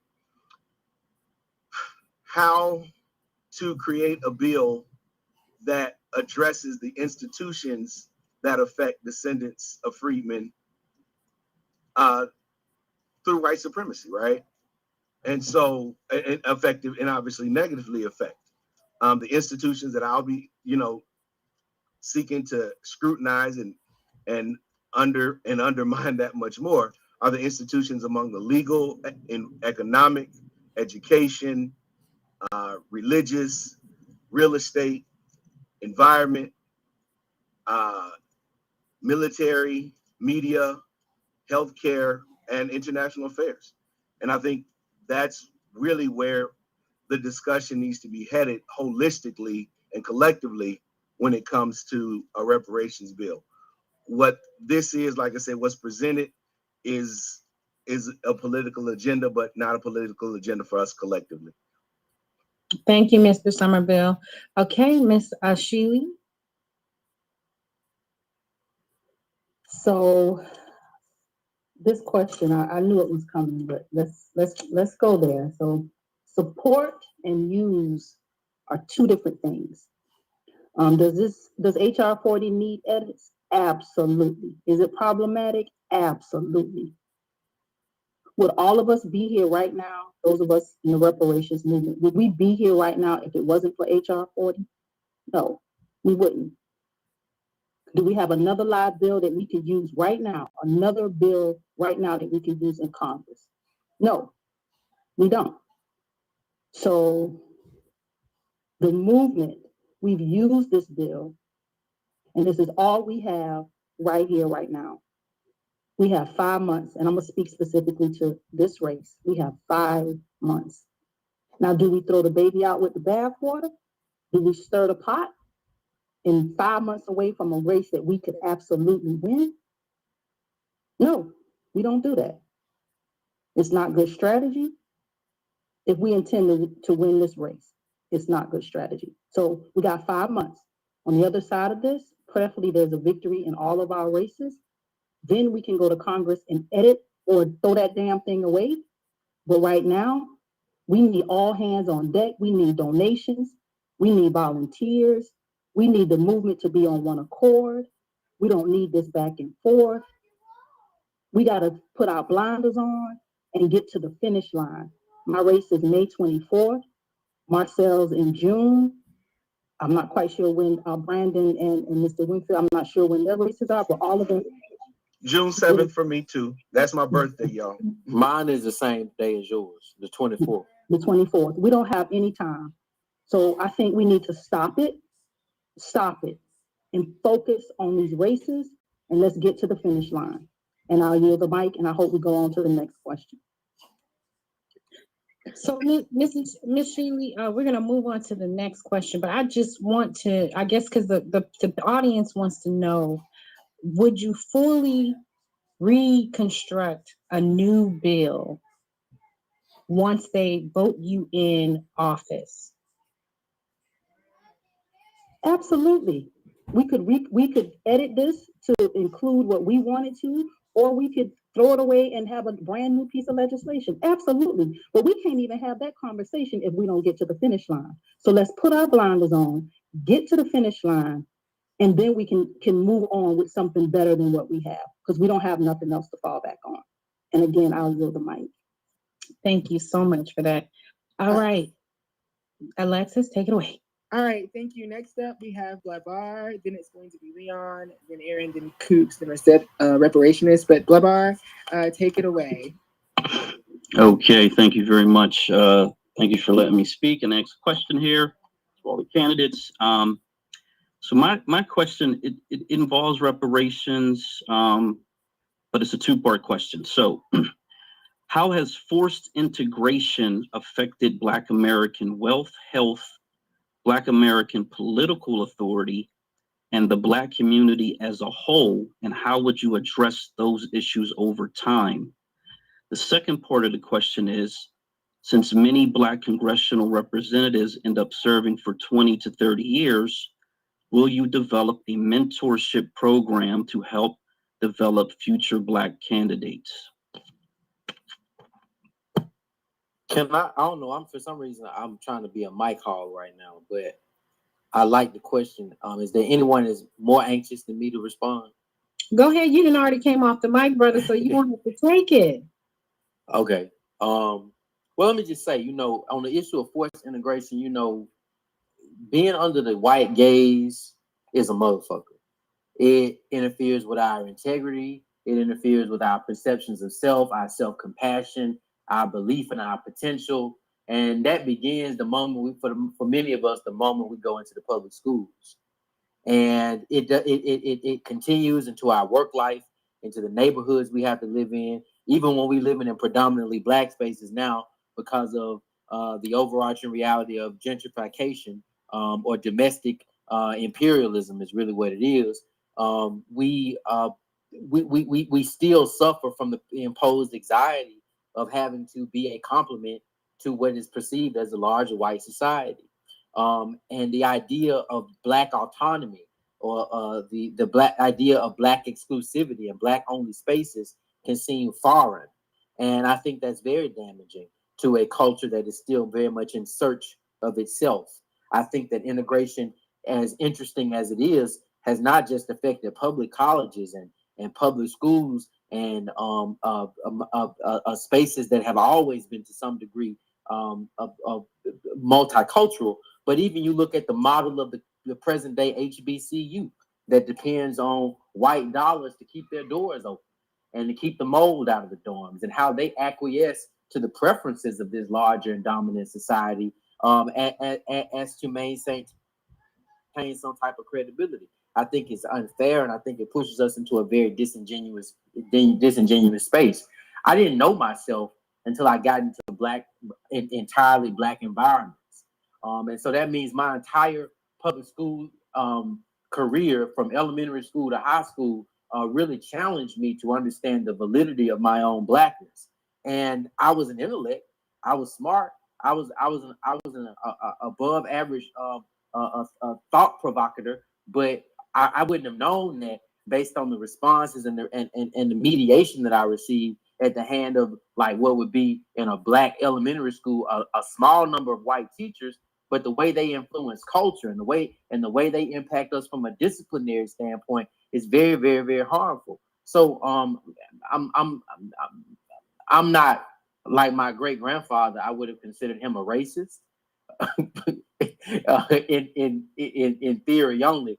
I'm not that, but I am not, as I say, a Rainbow Coalition candidate, and I am not someone who wants to prioritize integration, because I understand how we certainly benefit black men, black women, black children from having those spaces that are about us, for us, and exclusive to us. And that's professional. That's from a wellness perspective. That's from a pleasure perspective. I advocate and insist upon that. You asked a secondary question, sir, and I got lost in my first question. Could you repeat the last part of your question? You wanted to know if you're going to develop you're going to mentor other future black candidates. Oh, yeah. So when I talked about the secession, the Black County secession, which I actually dedicated a map, developing and drafting a map to that. I don't know how feasible it is to try to encourage black folks to run for the United States Senate in Nevada, to run for which I don't even understand why this ain't happening right now.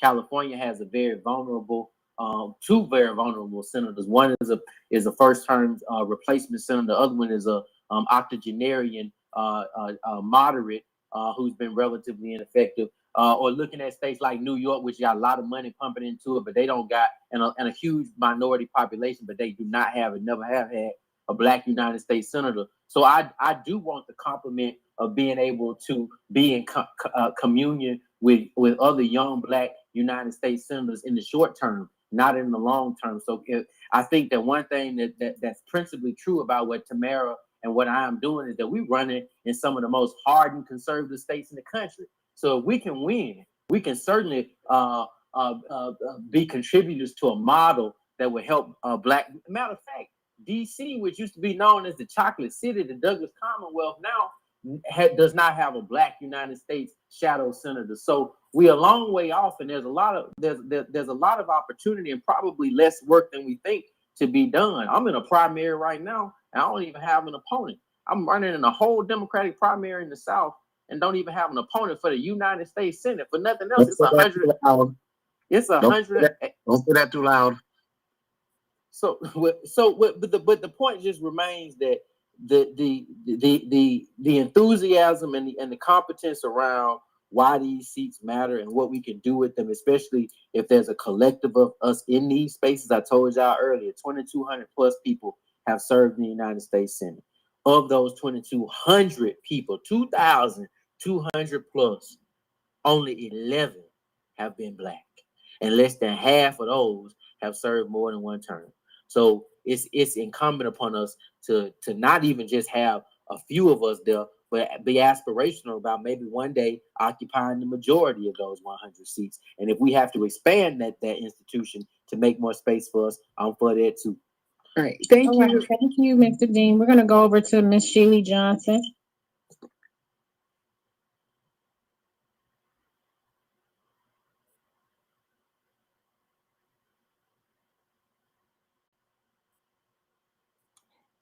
Not sure, maybe something else happened with the mic.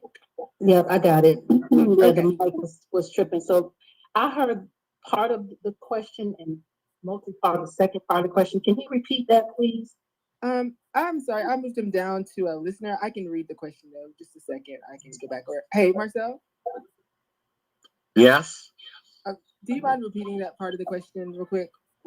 He pretty much asked, what do we have to say about the deleterious effects of integration on the black community, and being that a lot of black congressional representatives serve for 20 to 30 years. Do we have a plan to mentor future Black politicians? I hope that I never wanted to be in politics, honestly. For those of you who know me, I come from the beauty and barber industry, and politics is a calling on my life, and I'm just being obedient to this process. I'm going to Congress, and it'll be a 6-year term. I'm going to come back and be somebody's grandmother. I have no intentions on staying there. So anybody that I can mentor and train and prepare along the way, I definitely intend to do that. I think that was the question, Marcel. There was another part to it, though, right? The first part He asked about the deleterious effects of integration on Black communities. The what effects? What is your position on the effects of integration on Black communities? The negative effects. I'm sorry. I keep hearing all y'all run together. All I hear is integration in the Black community. The what effects? How integration has been bad, pretty much, for the Black community. How integration has been bad for the Black community. Yeah.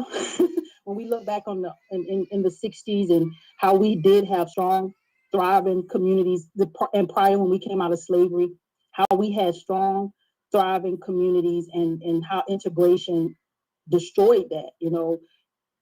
I think that's where you were going, and I agree that it has been a detriment to the Black community. I agree there, and I'll yield the mic. It's getting late. I'm going to stay with you guys until the half hour, and then I'm going to head out. So thank you again. Yeah, and in the interest of time, everyone, what we'll do going forward is we'll ask the question, and if a candidate wants to answer the question from the audience member, please go ahead. But not everyone has to answer necessarily. And let's remember that up in the Jumbotron, we do have the link where you can donate to these candidates' campaigns. So Mr. Somerville, or Reverend Somerville, would you like to answer the question, or did you already answer it? Or do you I didn't, but to basically suggest, King obviously said it best. He feared that we were going into a burning house, and the house is on fire now. And we trying not only to extinguish it, but we extinguishing it, trying to build it back up and not be the be the foundation of failure that America's eating off of. So that's one. Two, yes, matter of fact, my campaign, I'm an organizing candidate.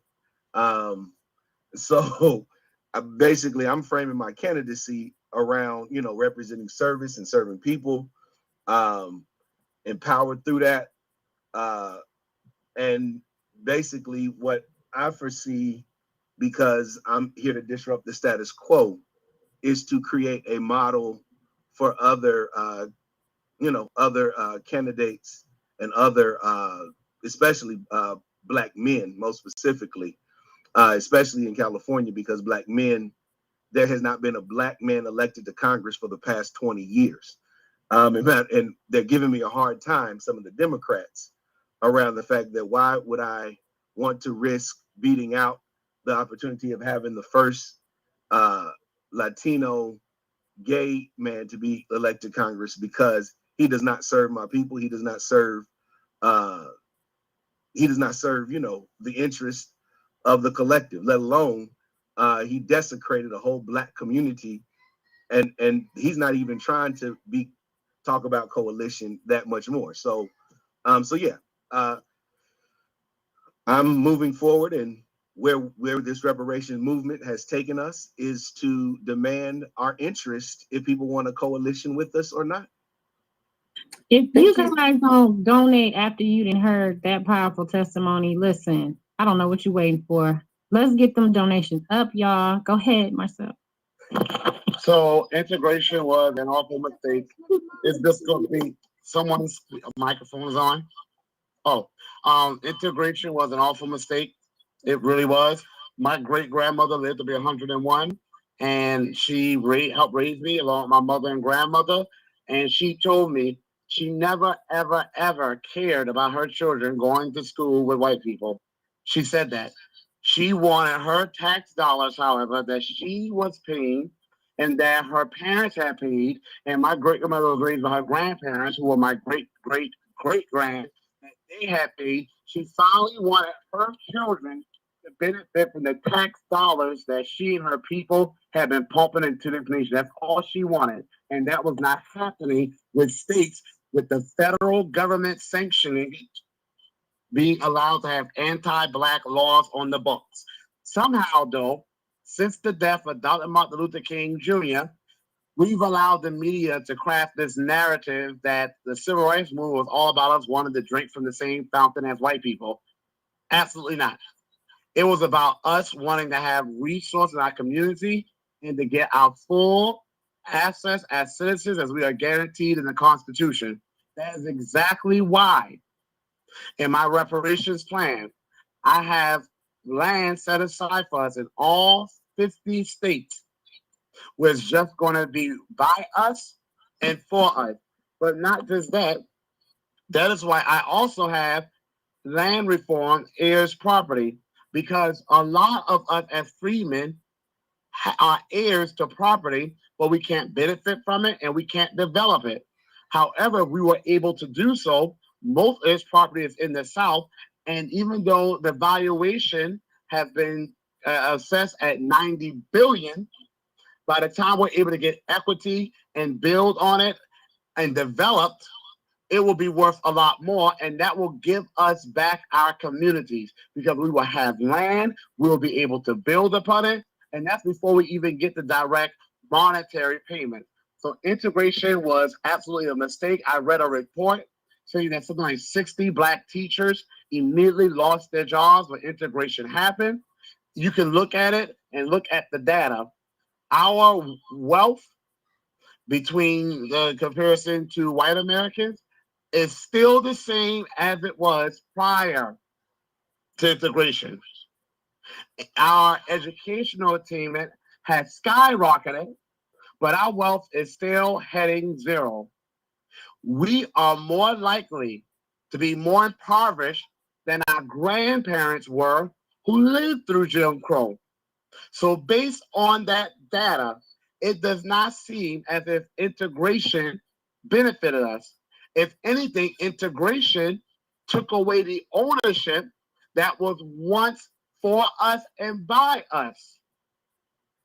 And as far as the other question goes about whether we're going to mentor other Black politicians, my plan is to get to Congress and then start planting seeds.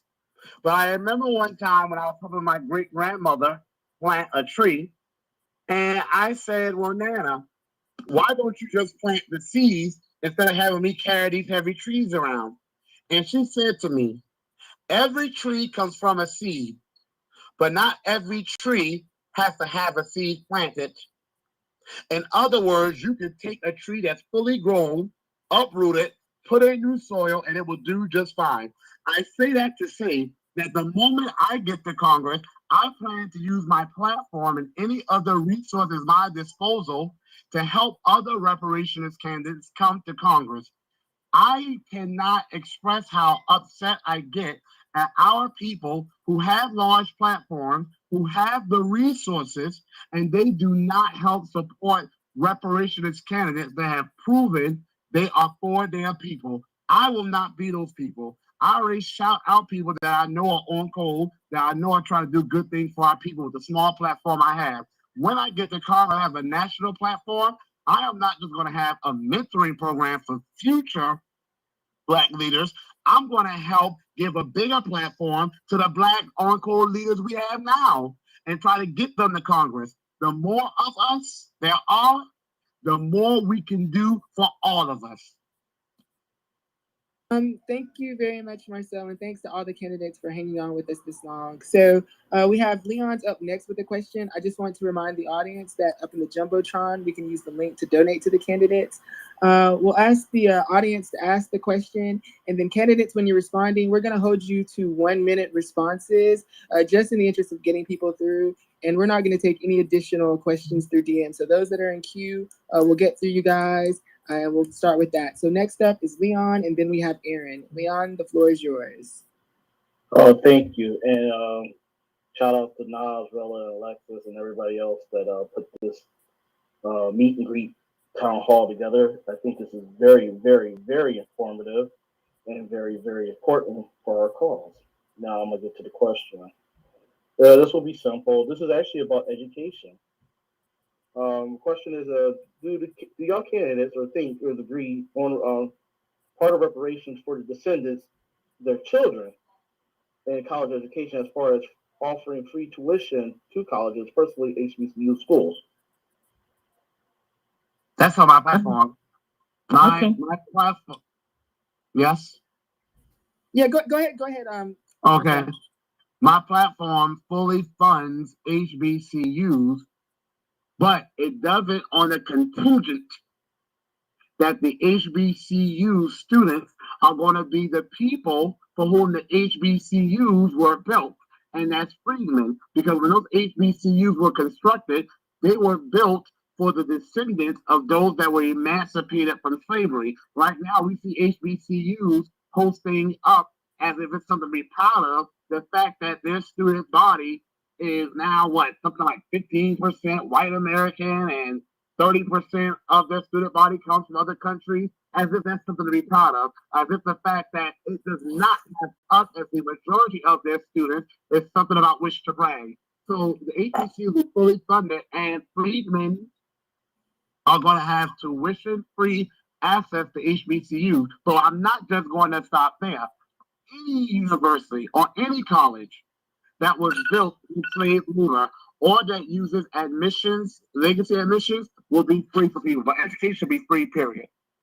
Thank you, Marcel. Any other candidate want to respond to the question? Yeah, I want to actually do some conferencing real quick with Marcel, because a part of one of my proposals is that we would deliver $1 billion endowment to the top performing HBCUs, which may come from somewhat of a biased position in that I'm a product of one of the top performing HBCUs, and I understand that we're close to 70 institutions that exist in the United States. When you talk about fully funding HBCUs, what does that look like from a dollar value perspective?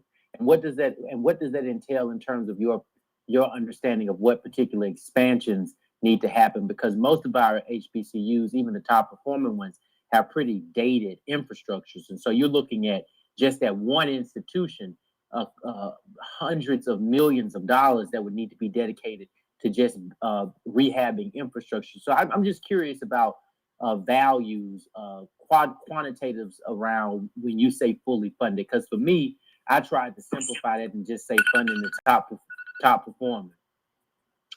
Well, you know, No, I'm sorry. I'm going to respond to that. No, I mean, HBCU needs to be funded, and even the ones that closed because of lack of funding, they need to be revitalized. And I don't know how much it costs, and I don't give a goddamn how much it costs, because whatever it costs America is going to be far, far, far, far, far cheaper than what they took from us.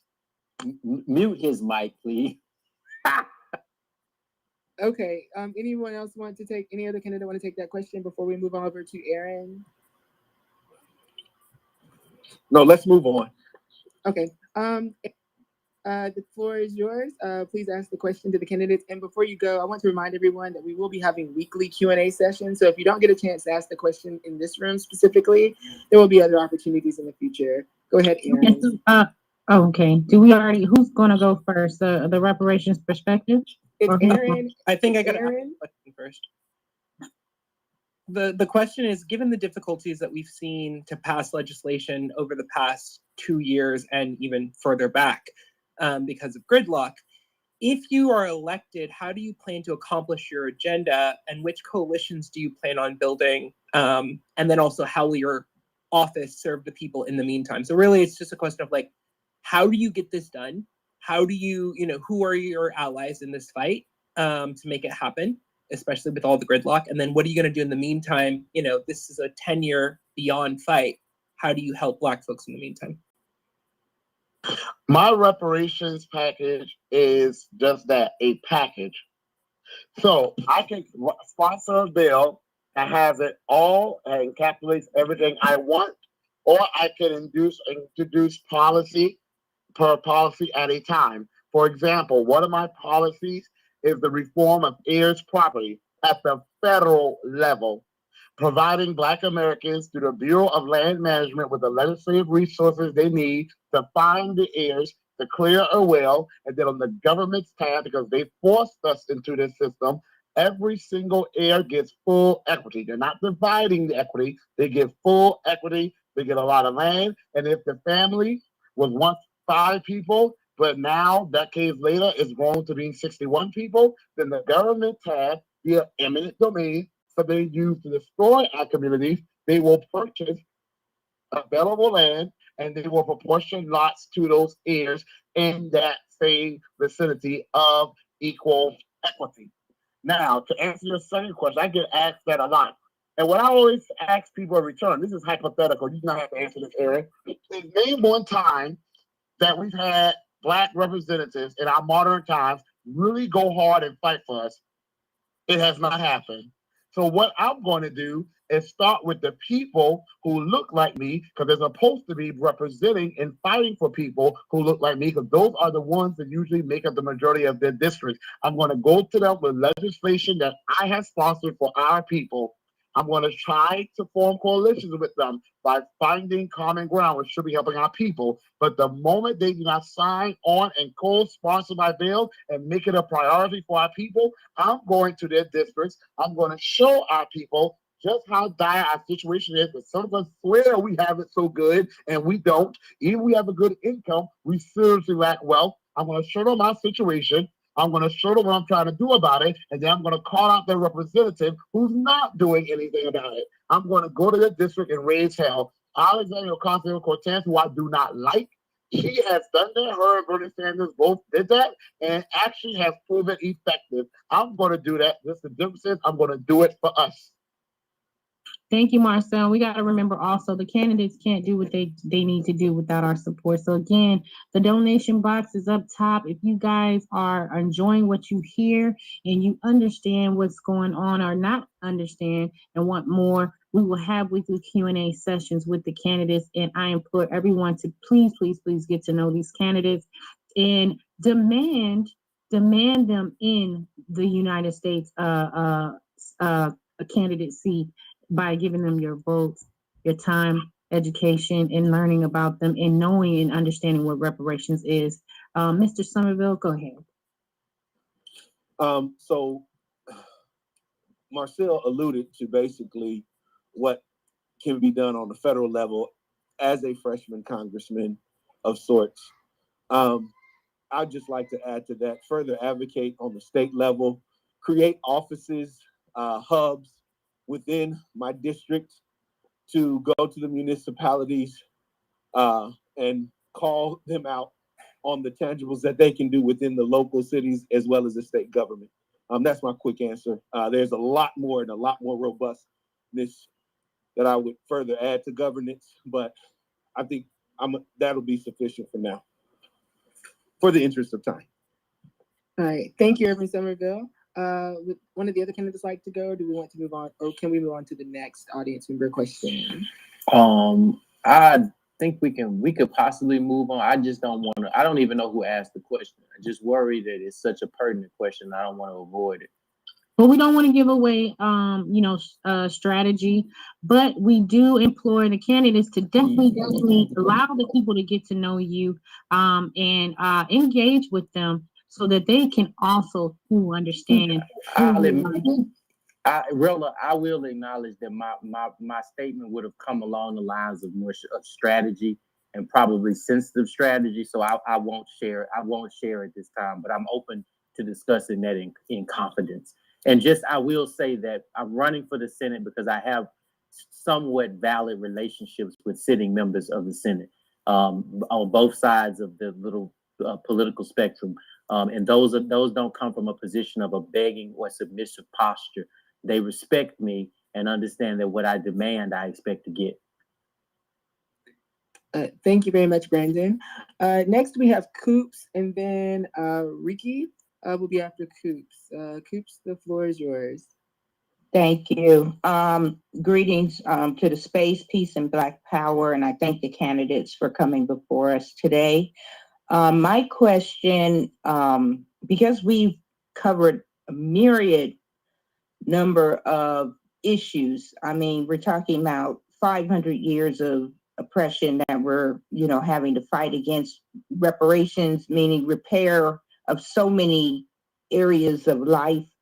My question for you all is to find out what is your position on establishing a federal office of Native Black American Affairs, or something along the lines of an office of Black Freedmen Affairs, to, in essence, put us in the same position as those groups that are currently protected and recognized, which would be your Native Americans, your Native Hawaiians, and your Alaska Natives.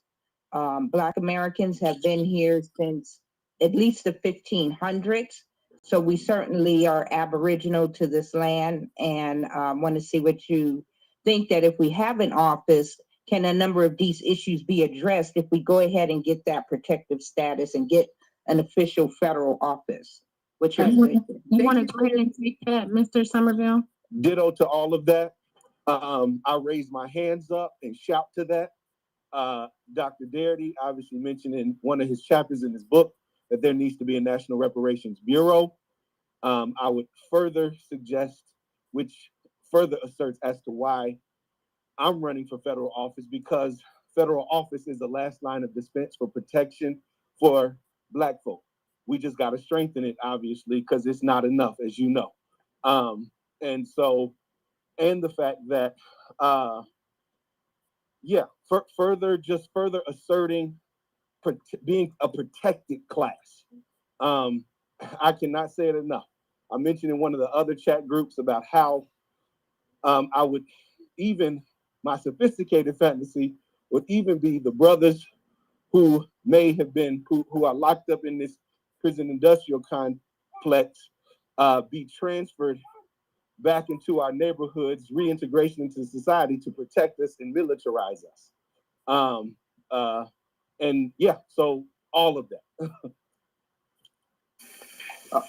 My hand was up.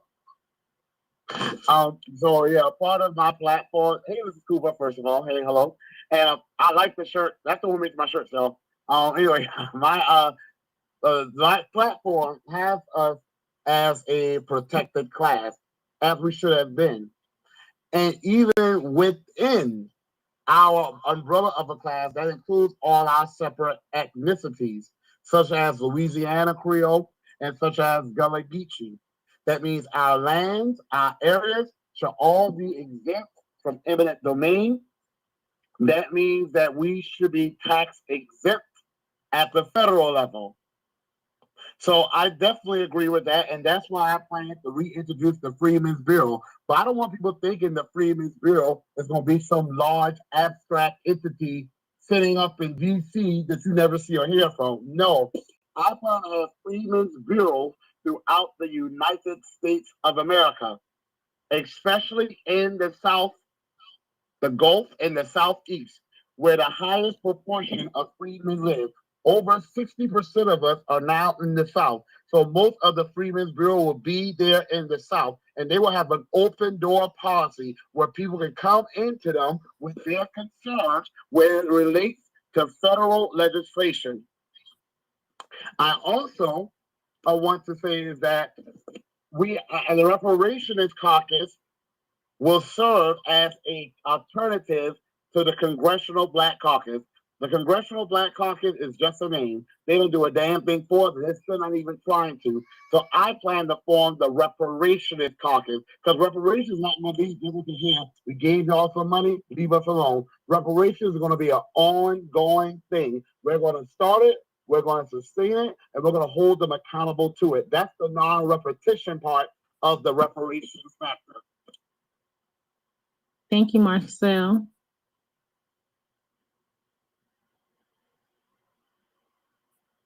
Would any of the other candidates like to address that question? Yeah, I'll go ahead and respond. I shared this. Shared this earlier, Ms. Ricky, and it's related to like, I think I want us to do something rather unprecedented, as well as in establishing a diplomatic outpost, a consulary of sorts, that can serve as a neutral high ground for any constituent who is a part of the lineage of American descendants of slaves. That is, that we would serve to adjudicate justice claims. We would serve to provide advocacy for people facing action by the courts within a certain scope. That would be that we would serve as a space of refuge for people who are activists, who are civil rights advocates, who are making particular claims against the state or the federal government. So I do support that, but I do think that it would be meaningful for us to have such an agency that is only parallel to international diplomatic outposts and international consularies, just to exhibit the particular dynamic of Black people's coarse relationship with the United States government. We don't have places where we can seek out refuge, or we can seek out protections and immunity. And an embassy of sorts would be a great deliverable, I think, for some of our most vulnerable people, especially those who are highly visible and therefore targeted as a result of it. Thank you very much, Brendan. I see we have about 25 more minutes left. And don't forget that we have the link up at the top to donate to the candidates. Next, we have Ricky, then FBA, and then Crash. Ricky, the floor is yours. Hello, everyone. My name is Ricky. Thank you so much for this meeting in this town hall. It has been really informative. I'm glad to meet all of you, and thank you for the work that you're doing. My concern is hashtag CWIG, and I know nobody's heard of it. It's spelled CEWIG. It stands for Crack Epidemic Was Intentional Genocide. I haven't heard anybody talk about the last genocide that took place. It nearly wiped out 4 generations of our people, where the government pumped, flooded only Black neighborhoods, not white neighborhoods, not Asian neighborhoods, only Black neighborhoods with this poison, made money off of it, criminalized us for being poisoned, ripped apart our families, even took our names off our children's birth certificates. Now, mind you, I've got 20 years clean now, and I've made it back, and I managed to come back and raise my children. But right now, I can't leave my apartment to my daughter because I'm not her legal mother. Even though I finished raising her, she's now 34 years old. I'm a grandmother. She still lives with me along with my granddaughter. And my question is, for those of us who are dealing with situations like that, they ask us why we have a wealth gap. That just happened in the 80s and 90s. Is anybody out here, including that last genocide, in their agenda? Because we've been looking for, we have a website, cwic.org. We've been looking for representation. And all I hear is the United States has automatic immunity and nobody's going to face the government. Well, I'm sure they had automatic immunity for slavery too. What are we going to do for this past genocide that's in our lifetime? And I yield. I'm excited to hear that there is an advocacy arm, and there are people who have this experience and have been affected by this reality are diplomatizing their truths. I have proximity to the epidemic of crack. Growing up in this small town that I grew up in, I had a number of close relatives and neighbors who became lifelong consumers, and they struggled immensely because of it. And ultimately, that improved the character of our community. The loss of these extremely intelligent and capable people for a period of time that they were somewhat divested from a balanced existence really cost us as a community. And what didn't happen after a lot of those people sought out recovery and rehabilitation was that there was nothing there for them to stabilize themselves with. There was no conceptualization of them as being valid and contributing citizens. And so most of them had to return to wage work. They certainly came back and were reintroduced to poverty and the hardship of that. And in whatever ways they carried the stain of their experience with addiction, they were subject to harm and disgrace. And I would agree with you that we have not been consistent or even informed about the necessary workaround assisting this generation that was lost to something that was to something that was essentially given to them to help in their destruction.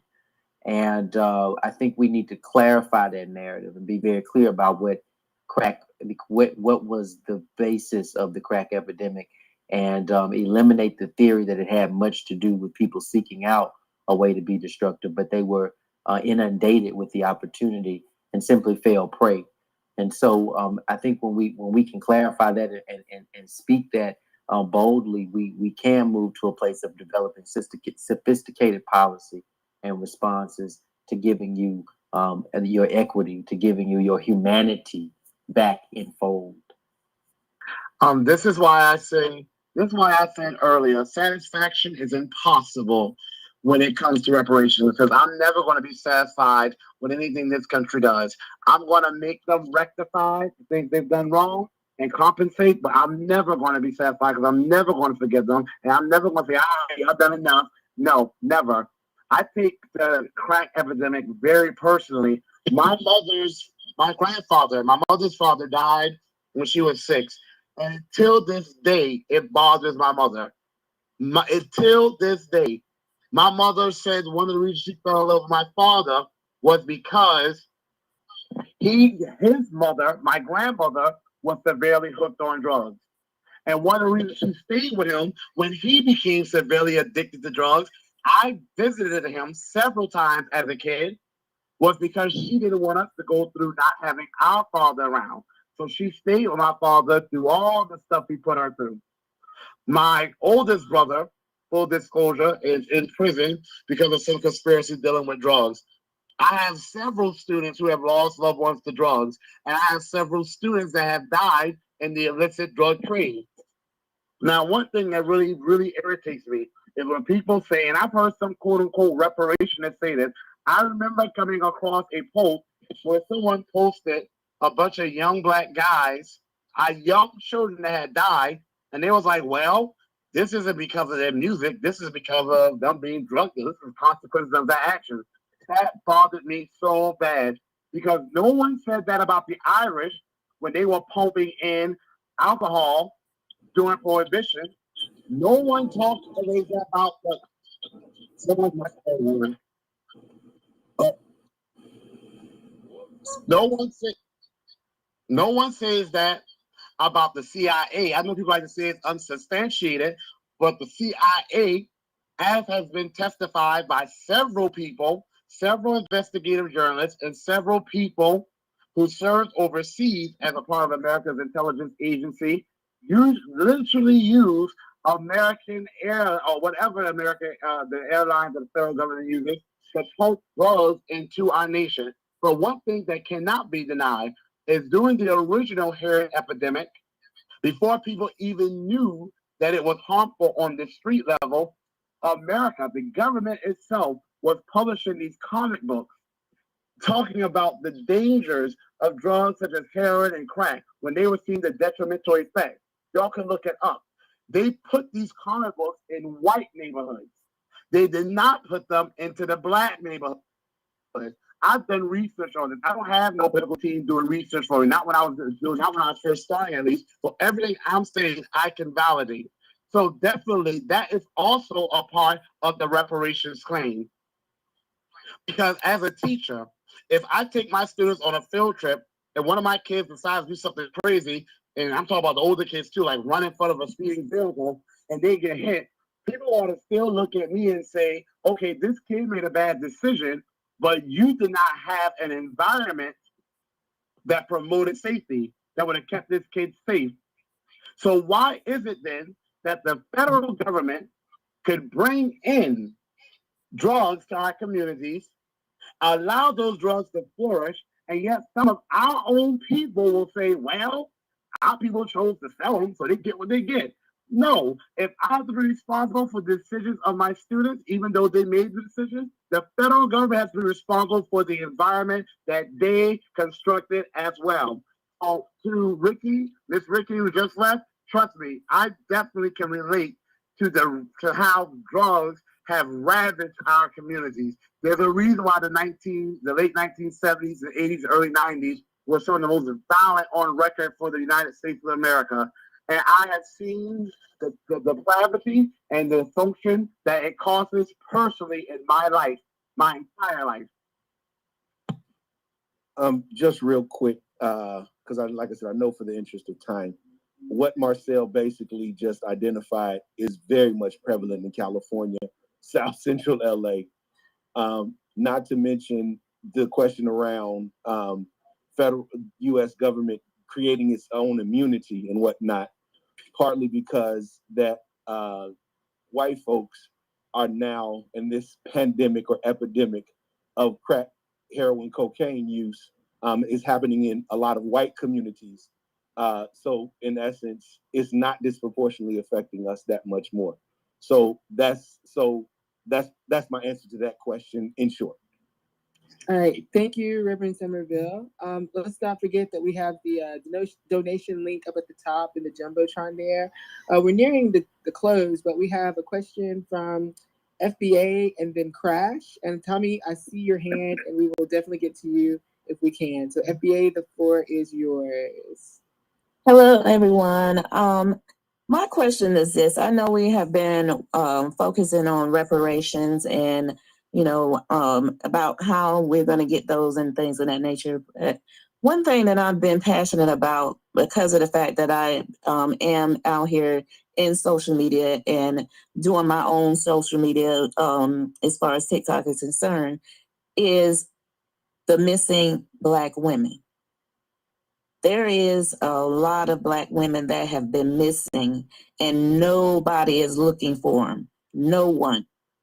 There is right now 50 Black women missing in the New Jersey, New York area right now. There is a foundation which is called Black and Missing. That's the only foundation that I have seen that has focused on all of these women. These women have been missing for years and nobody has been looking for them. They're not on the news. They're not anywhere. So what I have been trying to do is just pushing their faces out there for somebody to see them. But what I want to know is, when is people or anyone going to pay attention to the Black women that are getting snatched up and nobody is looking for them at all? It's like what Black women don't matter because no one's looking for them. When that white woman was missing, there was thousands of Black women missing.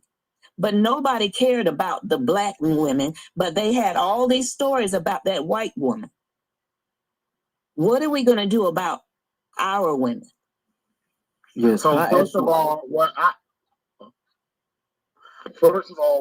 that's why I said we have to have the Freedmen's Bureau. We have to have a department of the federal government whose responsibility is to look after us, protect us, and advocate for us, and only us. Not the goddamn people of color, and not even just for quote-unquote Black people, but for freedmen, those of us who are descendants of American slaves, freedmen. But I want to also answer your question. I hate to say this, FBA Garland, but the reason those Black women were missing and no one bothered mentioning them or looking for them, because they aren't missed. And that's the sad part. That's how society treats Black women. So now, check this out, though. Another issue with Black women that I bring up a lot because of what happened to my grandmother is the fact of how Black women go through probably more medical anti-Blackness and childbirth deaths than any other group of women. And yet you don't see our so-called white liberal friends out there in the street. But the moment a Black woman says, well, I may not want to have an abortion, those same white liberal women all of a sudden come out in droves yelling and screaming in front of the camera. But where are they with that same energy where our women are going missing? So I feel your pain, FBA honest. I want to tell you a quick little story. I'm in a small town called Ridgeland, and guess what? There were little black girls going missing here. 2 went missing, and guess where they were found? They were found in some dilapidated mobile home here with some human trafficking gang in a small town in South Carolina. So I know these women who are missing. I don't necessarily think they're quote unquote missing. I think they're being taken. And I'm not no conspiracy theorist. And if anybody thinks I'm lying, I can give you the damn article from my local newspaper. We found 2 black girls. One of them, it was my former student. And they were caught with people who had ties to human traffickers. And I also want to let people know Atlanta, Georgia is like 4 hours from me. Atlanta, Georgia is one of the top cities for human trafficking because of the airport there. So when we say missing, I think they're being taken. And of course, no one cares because there are really millions of black people missing, but I care. And those of us who care, we need to start running because we get in power, and with our power, we do something about our people. We empower our people, we empower our communities. Thank you, Marcel. Any other candidate want to take that before we move on to Crash's question? Yeah, I thought I would have opportunity to interact with the lady who asked the question. Obviously, for me, this is a priority as well as the other specific issues, like again, the specific femicide targeting Black women, the maternal death of Black women, reproductive health issues that have an implicit bias against Black women.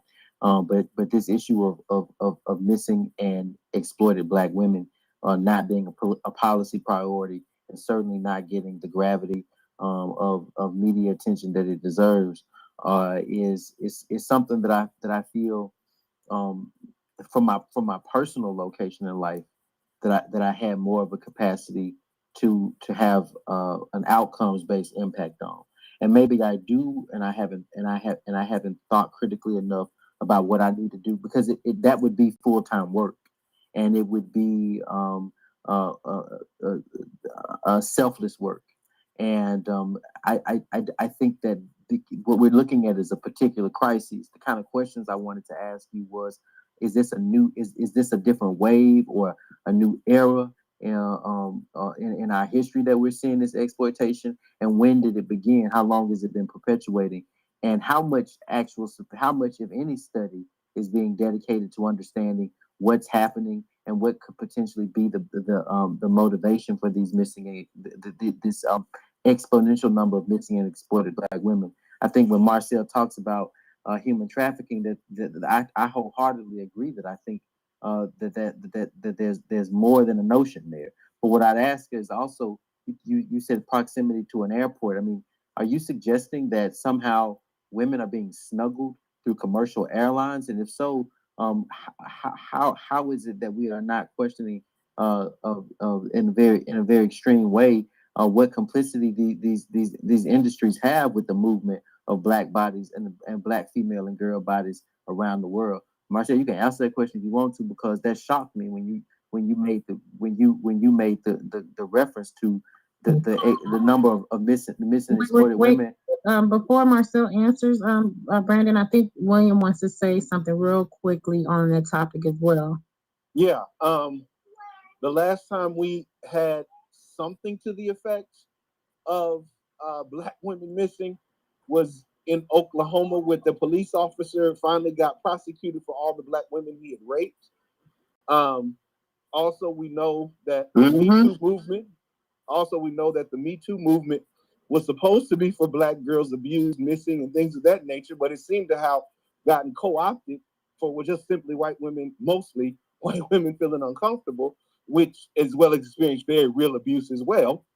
And so I'm also real quick, and I'm also concerned about especially what's going to happen in February with the Super Bowl being here in Inglewood in Los Angeles, where there's heightened sex trafficking and abductions happening during that time, as is the case with all Super Bowls. So yeah, that's basically where Brandon is in the crisis of what's happening. I think I would be open, and not open, but I would further go back to Tawana Burke to say, you know, what really was your vision? And like, let's give voice to it to address this issue, not just an issue, but this problem, this abuse that is further pervasive in our community. I don't really think Another that we thing, should Brando, even this is use. not, they've been taking Black people, but especially our Black women, since chattel slavery. So there hasn't been an era in this country where our Black American people have not been taken and kidnapped, and this country treated it as if it was normal. People want to know the history of gospel music. Gospel music was not just to help us get through hard work. Gospel music also came about when our people would sing to drown out the yelling and the screaming of parents whose children and sons and daughters were getting taken from them and being killed off. That's another history of gospel music that people don't like to talk about. So, Brando, this is not new. And the fact is, if you look at the stats of human trafficking, it's real. It's something that exists in plain sight. We're not seeing it. And the fact that there is no study being done, like FDA God has said, they talk Excuse about me, Marcel, no, there is study being done because they're doing it out here. I just can't remember the young lady's name, but there's studying being done. And down in Skid Row, which is considered like the homeless area in South LA, not South LA, but in LA, downtown LA, there are offices and groups. Like I said, the names are leaving me right now. But there are even formerly trafficked women who are running that program and things of that nature, which is why there's an advocacy group that's going against pushing for sex work simply for that issue, in light of there's not necessarily strong enough thinking and not more research around that, because they're doing the research and putting the studies together. Are they backed by the government? Are they backed by the federal government? Is it federal legislation? Unfortunately, it's not federal legislation; it's state legislation here in California. But that was my point right there, though, that the federal government is not treating it as a priority. Marcel, could you, FBA got is, we do want to hear, but I really do want you to respond to the point I asked about your expression that suggests that there may even be complicity in the major commercial airlines with this epidemic. Never says complicity with the major commercial airlines, but the fact that Atlanta does have one of the highest rates of human trafficking in the United States of America, and that's been tied to the fact that the Hartsfield-Jackson Airport in Atlanta, Georgia, is the busiest airline in the world and has more flights going out of it than any other airline in the world. So that has been tied, and I can share those articles. It's kind of common knowledge that Atlanta is like ground zero for human trafficking in our nation. People always think Miami, or they even think like Houston, like states that may be close to another country or close to the major port. But no, it's been shown to be Atlanta, and that's because of the airport. And the fact is, the airlines have actually taken more action against human trafficking, I would say, than the federal government has. But in this case, when we're talking about human trafficking, we're specifying our Black women and girls. And that's why we need a specific issue to focus on that FAA guards. I just want to repeat, that's why I'm bringing back the Freeman's bill, because they're going to specifically focus on our issue. Because look, there's so many issues that FAA guards supposed to focus on. We need the backing of the government, and we need someone to hold them accountable. That's where I need y'all to help us be. Now, when I was saying, can I say something real quick about what I was meaning, and as far as what we're gonna do is, because I know the candidates actually are running short on time and they have to actually get to some other things. We're gonna take Crash's question, and then we can do a follow-up space. I can take one for the ones who are on the stage already if they need me to say. If it's for me. Okay. Rella, I wouldn't respond to the next question. I would really like FDA to be able to round out what her concern is. Yeah, I want to hear that too. Respond. Yeah. Okay, so if you guys are okay with staying on, And I listen. I with what you guys are okay with. Are you okay with also the other candidate, the other questions being asked in the room? Yes, that's fine. I just wanted to give priority to FBA Yeah, round yeah. out. Let's You give know what? them I first. appreciate Yeah. it. And if the women who are in the room, and I'm just gonna give this quick shout out. These are brothers who are standing up to discuss and go into office on our behalf. Please donate to their candidacy and let's get them in office. We always see that there is the discussion of what black men are not doing. And here you have some black brothers who are running on the platform and addressing and giving time to this beautiful woman to address her questions. To me, that it is a magnificent thing to see. So I want to honor you brothers right now. And thank you so much for giving us your time. And Miss FBA Goddess, you got the floor. Yes. What I have been noticing is, as far as it's not just what he did mention, yes, Marcel, it is sex trafficking, but it also is they're taking women's wombs because of the fact that some of the white women cannot bear children, and with their wombs, they're now starting to implant wombs. So it's not just sex trafficking, it's a lot of things that they're doing with these black women that I have been researching. So as far as when I say missing, I'm saying they're missing from where they're living at, and no one knows where they're at. But as far as what they're doing, we know that they're being taken to be sex trafficked or whatever the case may be. But my point of what I was trying to say is they're missing regardless of where they're at.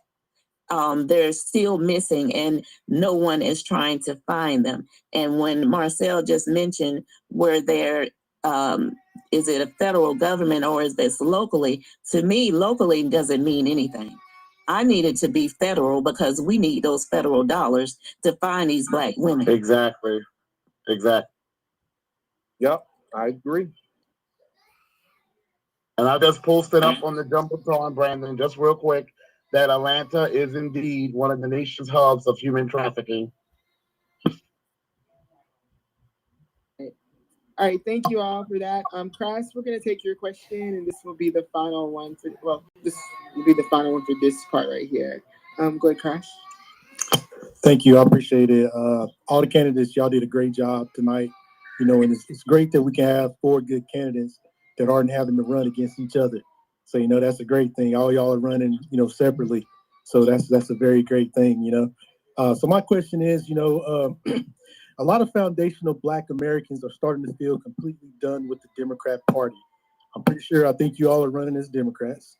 So we are done to the point where you could run Jesus Christ as a Democrat candidate and we still wouldn't vote for him because we feel like our people have been exploited by the Democrats for so long. So my question to you all is, what are your top 3 favorite accomplishments the Democrat Party has made for Black Americans in the last half century that we've given them 90+% of our vote? Thank you. So I can answer that. Not a damn thing. Okay, thank you, Marcel. It's in the Bible, so I can say not a damn thing. Okay, Reverend Camille. While I appreciate the question and respect the asker of that question, I want to just share with you and this is something I've been consistent on. I will not run for a second term in the United States Senate as a Democrat. Whatever party has been developed for the advocacy and advancement of the American descendants of slaves and carries a specific Black agenda will be the party that I'll seek re-election under. I'm running as a Democrat because I'm in a state that has hardly any political infrastructure.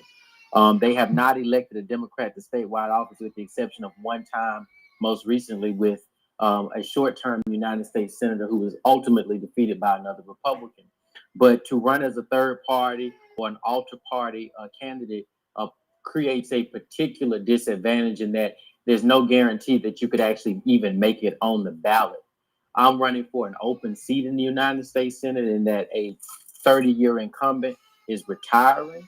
A Republican incumbent is retiring. And so that's my motivation for being aligned with the Democratic Party.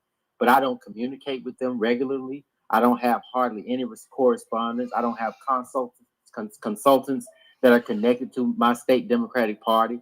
The Democratic Party at the national level has known that I was running for the United States Senate since 2017. They have not called me. They have not emailed me. They have not made any effort to enfranchise me. And so I want you to understand that the relationship is just the fact that you would see me on the ballot as a Democrat, because there is no camaraderie. There is no coalition between me and probably most of the other individuals on this platform. I know that Tamara, I'm sorry, is running for a seat where she's challenging an incumbent Democrat in a primary. And of course, the Democratic Party is aligned with that candidate. So I just want to be clear. While I appreciate the question, I want you to understand the principle behind why you see me running as a Democrat. May I say something? I am not going to I know Crash is not a response. I'm saying this in general for anybody who wonders. Because I see a few polls that people say, well, why you run as a Democrat? Shouldn't you run as an independent? First of all, I want to be very clear. As a Black American, both parties have failed us. I want to be very clear about that. Both parties failed us. The Republicans of old, who were once the pro-Freedmen Party, the pro-Black Party, they failed us when they compromised in the 1800s and they pulled the military out of the South, and they literally let these white supremacist, anti-Black terrorists do whatever the hell they wanted to do with us. And the Democrats failed us since the time of the Civil Rights Legislation. The Civil Rights Legislation was be for us. Instead, they made a people of color and white women now even supposedly oppressed group, a group that now is entitled to legislation that we fought for and they were against. That's the thing. But I want to say this. The same way I, as a Black American, a freeman, I built this nation, and I can go wherever the hell I want, and I can say whatever the hell I want, and do whatever the hell I want, legally in this country, because I built it. There's literally fingerprints of my ancestors in the bricks in this nation. We keep putting the Democrats in power. The difference is we get nothing in return from it. But one thing I tell people is this: if I buy something from Walmart, and I buy something, and I have a receipt, and there's Target next door, and I get home, and what I paid my money for is defective, I'm not gonna go to Target and say, "Why the hell you gave me this defective product?" That's where I got it. I'm gonna go back to Walmart and say, "Hey, give me my money back, or give me the product for which I paid." In the same way, when people like to say, "Why aren't you going after the Republicans? And why aren't you doing this?" Because we don't put the Republicans in power. We put the Democrats in power. The Democrats have literally gotten the majorities because of the Black vote. And we've gotten nothing. We don't even get a defective product from us. We get there. You say what 3 things that we got from them? There's 2 butt cheeks and a crack. That's all we get from them. So now I'm going to that store with my receipt and saying, "I paid for this. Now you're going to give me what I paid for." So I have a right to run the Democrat because they owe me, and I'm going inside to get what I'm owed. My mother used to tell me, when she said, "Hey, you cleaned your room?" I said, "Yeah, I'm going to clean it." She said, "Why are you outside then?" I said, "I'm going to clean it." So you can't clean your room outside. I can't clean the house from the outside. I'm going inside to clean the house. Thank you. Okay, so everyone, we are at the top of the hour. We're actually past the top of the hour. We are going to probably maybe put up a recap room. And those of you who did not get to speak, I do apologize. This was wonderful. I want to say this, I guess, for my last remarks is please donate. If you can, spare your barbershop money, your beauty supply money, your nail money, whatever. And just, I think it's $5 a week, $5 a month. I believe someone was actually mentioning that's $1 a week for each candidate, or more if you can afford it. We're not begging. We are simply saying this is about us. And we need you all to be about us. That means you, and be about these candidates. They are not going to be put up in high places as we normally know. We are putting them up as reparation candidates to go and do the work that we most certainly and direly need. To the co-host, I want to say thank you so much, Nas, for hosting this room. I know it was a lot, and I truly appreciate you all the time. Alexis, beautiful. I'm so happy to actually have done this room with you. You were so wonderful. And to all the candidates, to Mayor Shirley Johnson, thank you so much. Go ahead. Oh yeah. Thank everyone for coming for sure. And like Rella said, if you want to do a follow up, Marcel said that he'd be willing to answer questions, and whoever wanted to say anything else in the follow up. And the follow up, Rella, would you host that room, or what did y'all want to do for a follow up? I sure can. I can. Or if Alexis is open to it, we definitely can. If Marcel wants to start it, if he needs us to, whatever he needs for us to do, we are there for him. And that way people can come in and you definitely can ask your questions. Okay, because I'm a go. I have a 7-year-old who needs to eat. But I thank you for allowing me to share space with everyone. Our California folks, thank y'all for showing up. Yeah, much love, that much more reparations all the way. I'm well positive. Thanks, everyone. Thank you.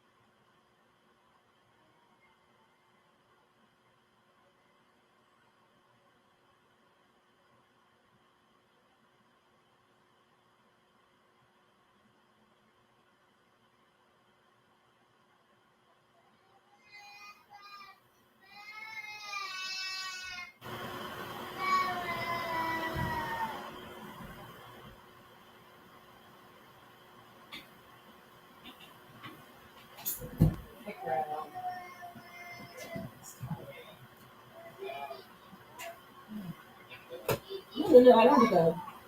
Talk. I'm just gonna eat.